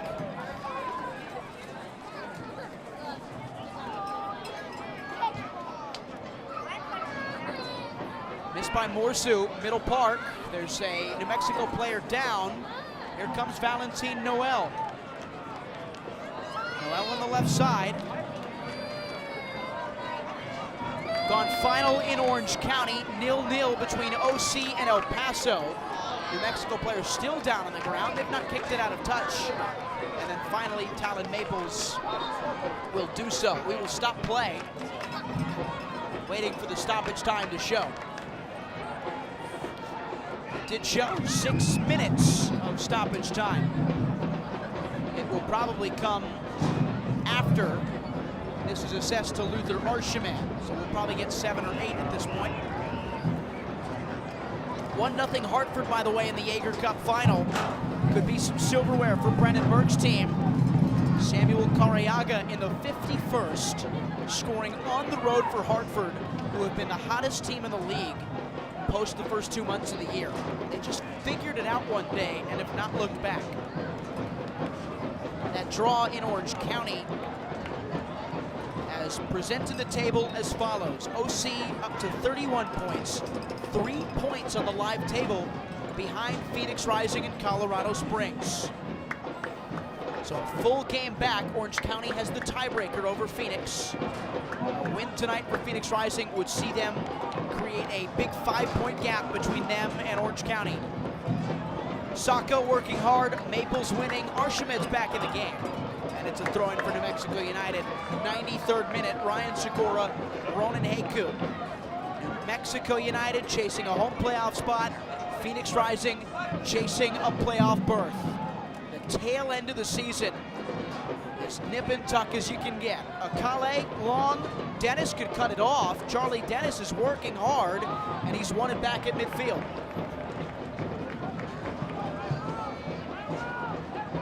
Morsu, center circle.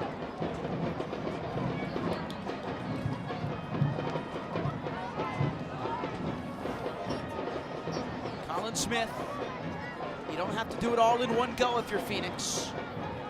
You've probably got 4 or 5 minutes left to solve this one. Flood down the line. Johnson wanted it long. Flood missed him. Bailey has it. New Mexico United forward. Valentin Noel as they try and pick on Ryan Flood. Ball too far away. Goal kick Phoenix. 94th. Whistle as a change is made. Out will go Greg Hurst. He's told to come off the other side. Hurst is wasting his time. Thomas Among is going to enter for Dennis Sanchez is New Mexico United. This will add more time to the clock. San Diego Loyal legend. It's true. It's part of that last team that Phoenix Rising slammed the door shut on. 2023. Substitution for New Mexico United. Coming in for Greg Hurst. 23, Thomas Among. Again, Orange County, 31 points. Right now, Rising a full game in front. If they can somehow continue the story of the Late Late Show, 2 goals in stoppage time each of the last 2 weeks, Phoenix could really create a cushion. Middle of the park, Akale, first time, in behind, fresh feet at Among, taken to ground, penalty! Penalty kick for New Mexico United. Thomas Among took a surging run in behind. Macaulay Akale found him. And it's a foul on Phoenix. We'll see if there's a card. Late on in stoppage time, New Mexico United have a chance to turn the script on Phoenix over this last month. It is a yellow. Popmar Boy's gonna pick up the yellow, Ryan. That's just frustrating there.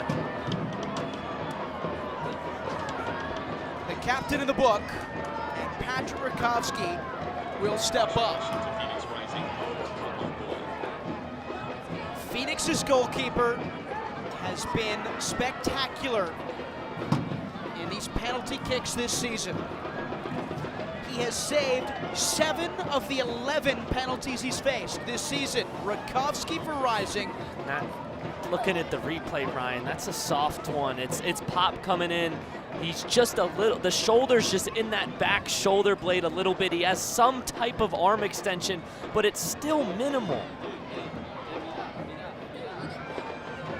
Getting a second look at it up in our just booth. Looks too physical. It's a tough call. It's something that you obviously can't do in the box at this type of moment. It should be Talon Maples who will take it for New Mexico United, the center back and the captain. He faces Patrick Rakowski. Maples has scored his last 5, mostly low and to the keeper's left. He has scored his last 5. Maples and Rakowski. Rakowski standing, leaving the goal wide open. 96th minute, New Mexico and Phoenix.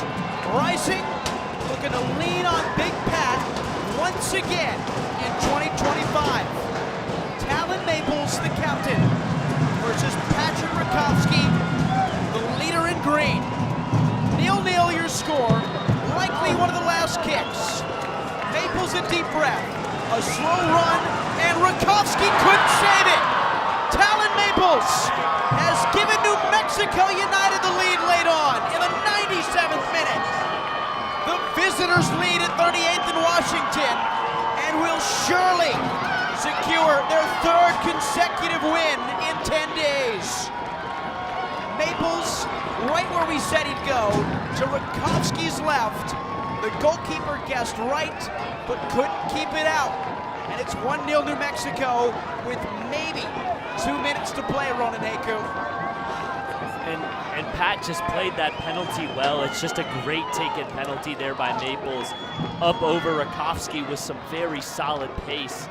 Just a tough one. You saw Pat, he knew where he was going. Trying to play the mind game, setting up on the left side of his left, shooter's right, but just unfortunate for Pat there. He played it well, just couldn't get the extension, and just a great penalty at the end of the day. Usually when the center back takes it, that means he's pretty good at it. Yeah. You gotta break the stigma, and Talon Maples has scored his last 8. Rakowski will send it long like a quarterback for a Hail Mary. Up for Charlie Dennis. It'll fall politely for Phoenix. He and Skierce run into each other. Dennis in behind. JP Skierce making a run. One by Zelalem, up in the air, out for a throw. I don't know how much of the clock will still come here. 98th minute. Dennis into the box, blocked and cleared. All eyes will go to the referee. No whistle yet. Rakowski airborne. Ball is up there, just shy of the penalty area. Down there, and a foul. Whoa! Don't know how I saw that. No, offside. Okay, I was gonna say. The foul didn't make any sense. Offside flag on Phoenix.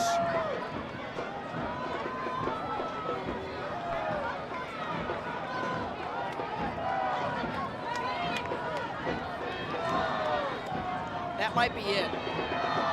You'd imagine so. All the bench is talking to the fourth official about the clock. We had 6 minimum. I think we might get to the 100th here, just based on some of the early stoppages when stoppage time started and the long stoppage for the penalty. 99th. Shakes, shoving skyward. Rising have to win this header. Smith whiffs on it. Noel keeps it. Smith clears. Bailey launches. And Rakowski has it. Adrian Yaya is the referee. He will have the final say of this game's finish. Up top, Asenge. Flicking along Bailey. Second ball, Asela Senge. Dangerous play. A wild swing from Zelalem. Phoenix have a free kick. Hope Avievu shoves right through the chest of a New Mexico player. He will get a yellow card for that. Phoenix will still have the free kick for what it's worth. Macaulay Akale was the one who was shoved. Charlie Dennis told him to get up. Akale did not. And Dennis is talking to him now. Free kick for Phoenix. 100th minute. We'll get to the 101st. Akale's been great tonight. He's been all over the field, Ryan. He's also been all over the floor, and I think that was the frustration there from Hope. He gave him a little bit of a shove, but certainly going to the ground was a little bit of a simulation, I think is the technical term. Patrick Rakowski will take it for Rising. His left foot will face away from the goalkeeper Shakes. 101st minute, 1-0 New Mexico. This is the same minute Carl Saint scored against Loudon. Rakowski, Avievu, back post it goes, cleared by Gloucester. Throw in Phoenix, still no whistle. A lot of outstretched arms. Rising will have one more chance. Dennis up in the box, away by Thomas Among. Archimed, 3 whistles. Rejoice for New Mexico United, who take all 3 points in this ever important USL Championship game. Phoenix Rising could never quite find it in the attacking third, and they are held scoreless for the first time in some time, and their unbeaten streak, mostly filled with draws, comes to a close as October begins, Ronan Haku. A beautiful 90. A beautiful 90 at the end of the day for Phoenix Rising, especially with everything, with illness coming through the camp, with injury, with all the rotations and the transfers and everything that has happened with Phoenix Rising. Finding some semblance of consistency has been very difficult, and they found it today. It wasn't the prettiest, but it was something that you could kind of hang your hat on, and conceding in stoppage time, a penalty if that. Granted, it's a decision that could go either way. I think regardless of how it went, had it not been called, New Mexico United fans would have had a great argument for it being a penalty. On the flip side as well, I think Rising fans have a great argument for that not being a penalty, but nonetheless, it's a penalty. It's an excellent finish by Maples from the spot, and it's 3 points in favor of the enemy. A little bit of a post-game conversation with Pamadou Ka and the referees. Greg Hurst was joining him as well. They are still talking. Ka is having to be held away by New Mexico United's Will Seymour. Still going. Sanchez is in there as well. Darnell King has come over and taken his manager away from the hustle and the bustle. Talon Maples gets the winner in stoppage time. That's the thing we've been talking about with Phoenix the last couple of weeks. Rising has fallen to 8th in the Western Conference, just 2 points clear of Orange County SC, Ronan, who have a game in hand and have the tiebreaker on Phoenix. We will break the playoff race down and talk to Darnell King in the post-game wrap-up presented by Crown Public House. Final score of this one, 1-0. The wrap-up is next on the Phoenix Rising Radio Network.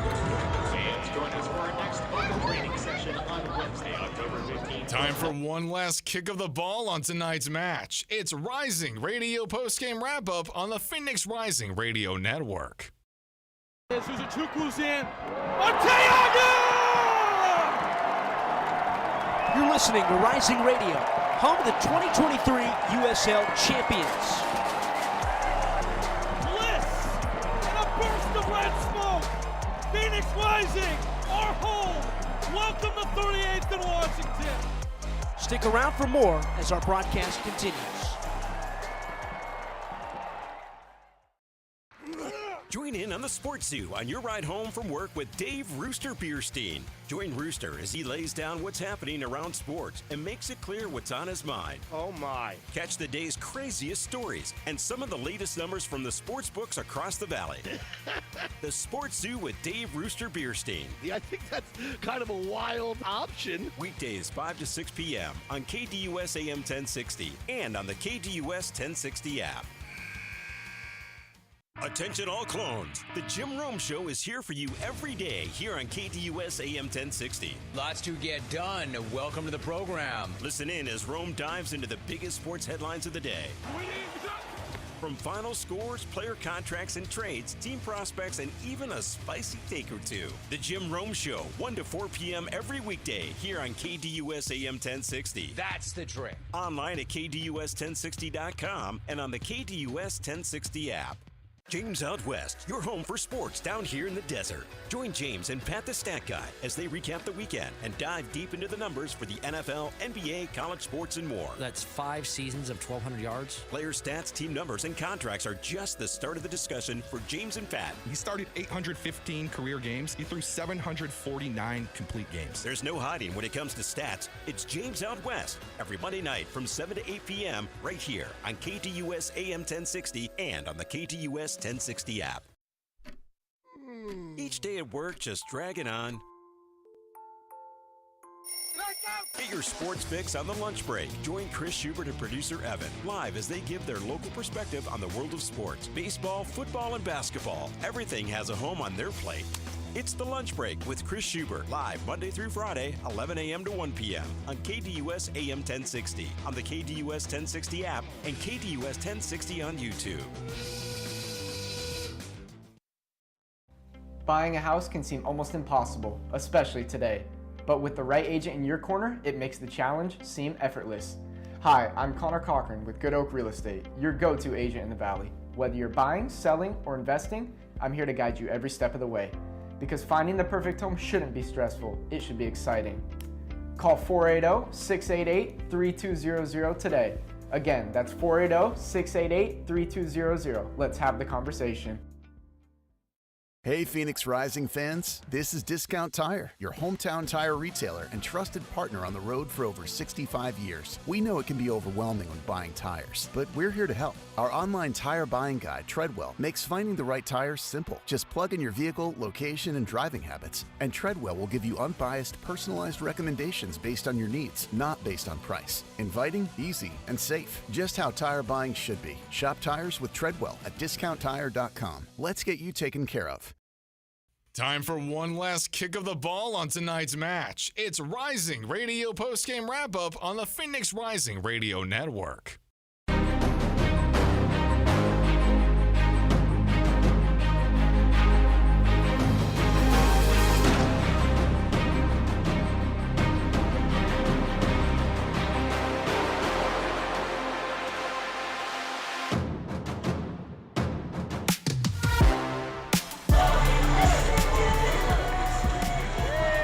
Music going as New Mexico United has made its way to their corner to celebrate tonight. The traveling fans from Albuquerque will celebrate 3 points this evening at the overhand of Phoenix Rising, who lose 1-0 in stoppage time. A penalty kick from Talon Maples, Ryan Sikora, Ronan Haku, Reese Goodall with us for the postgame. Darnell King may or may not join us in this one. There was some words postgame. We're trying to figure that one out. We'll start with Reese.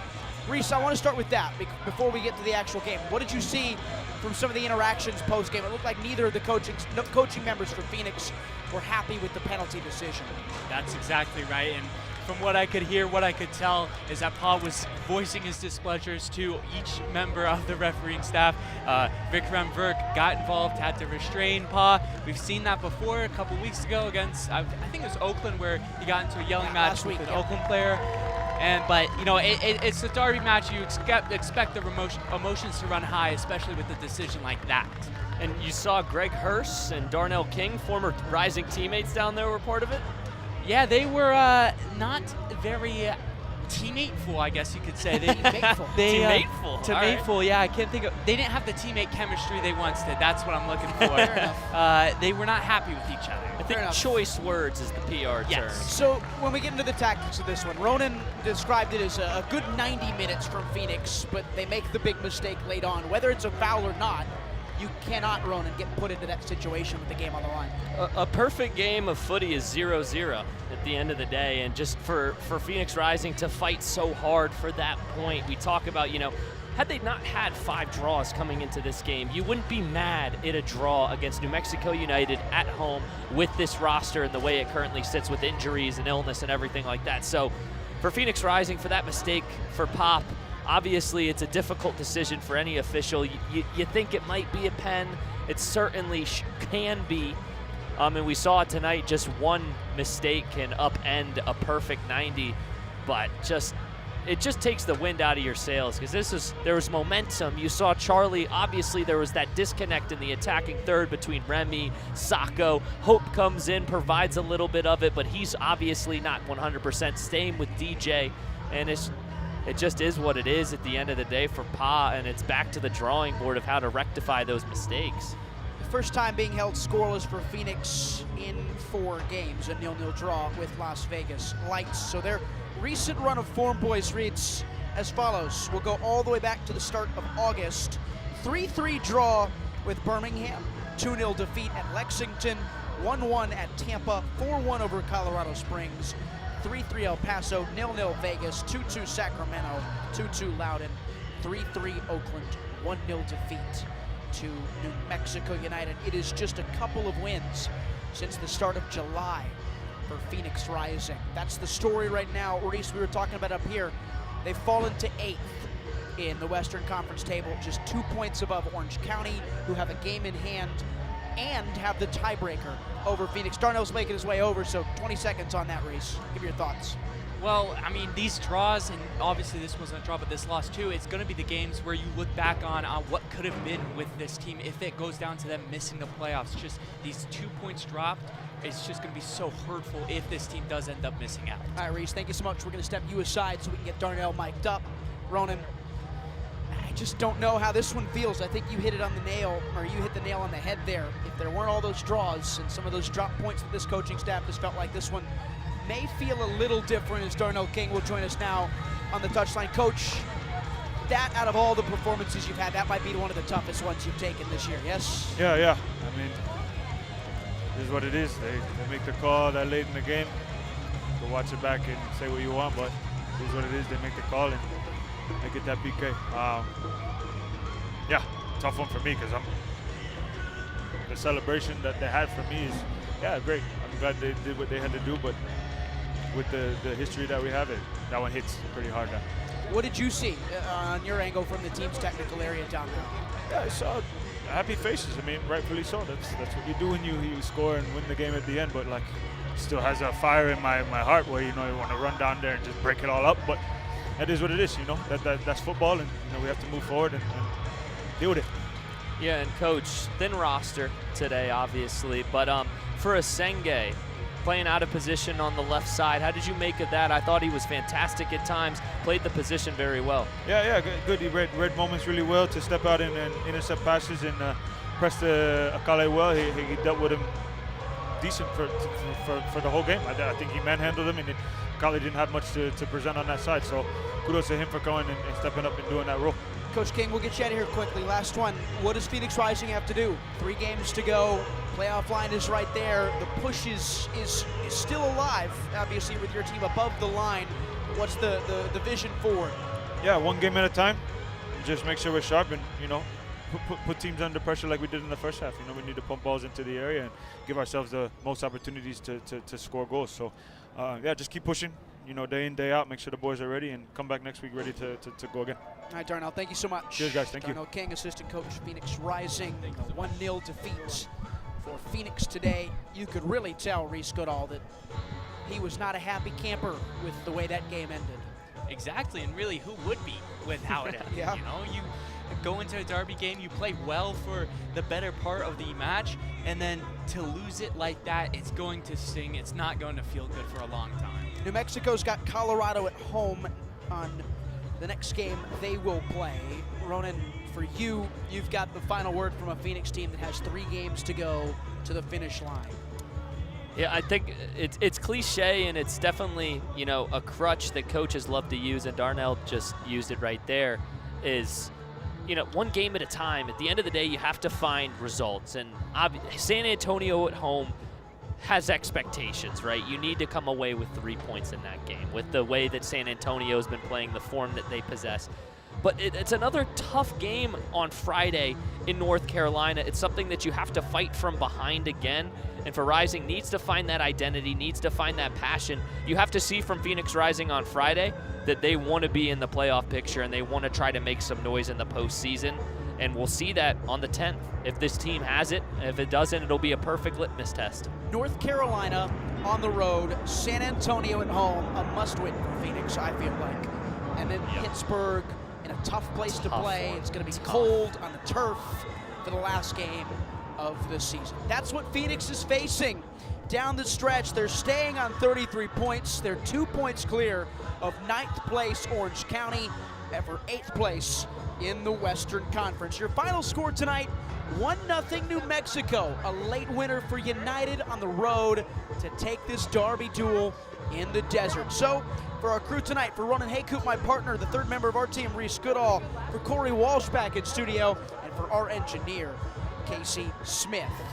I've been Ryan Sikora saying so long from 38th and Washington. Once again, New Mexico United defeat Phoenix Rising 1-0 on the Phoenix Rising Radio Network.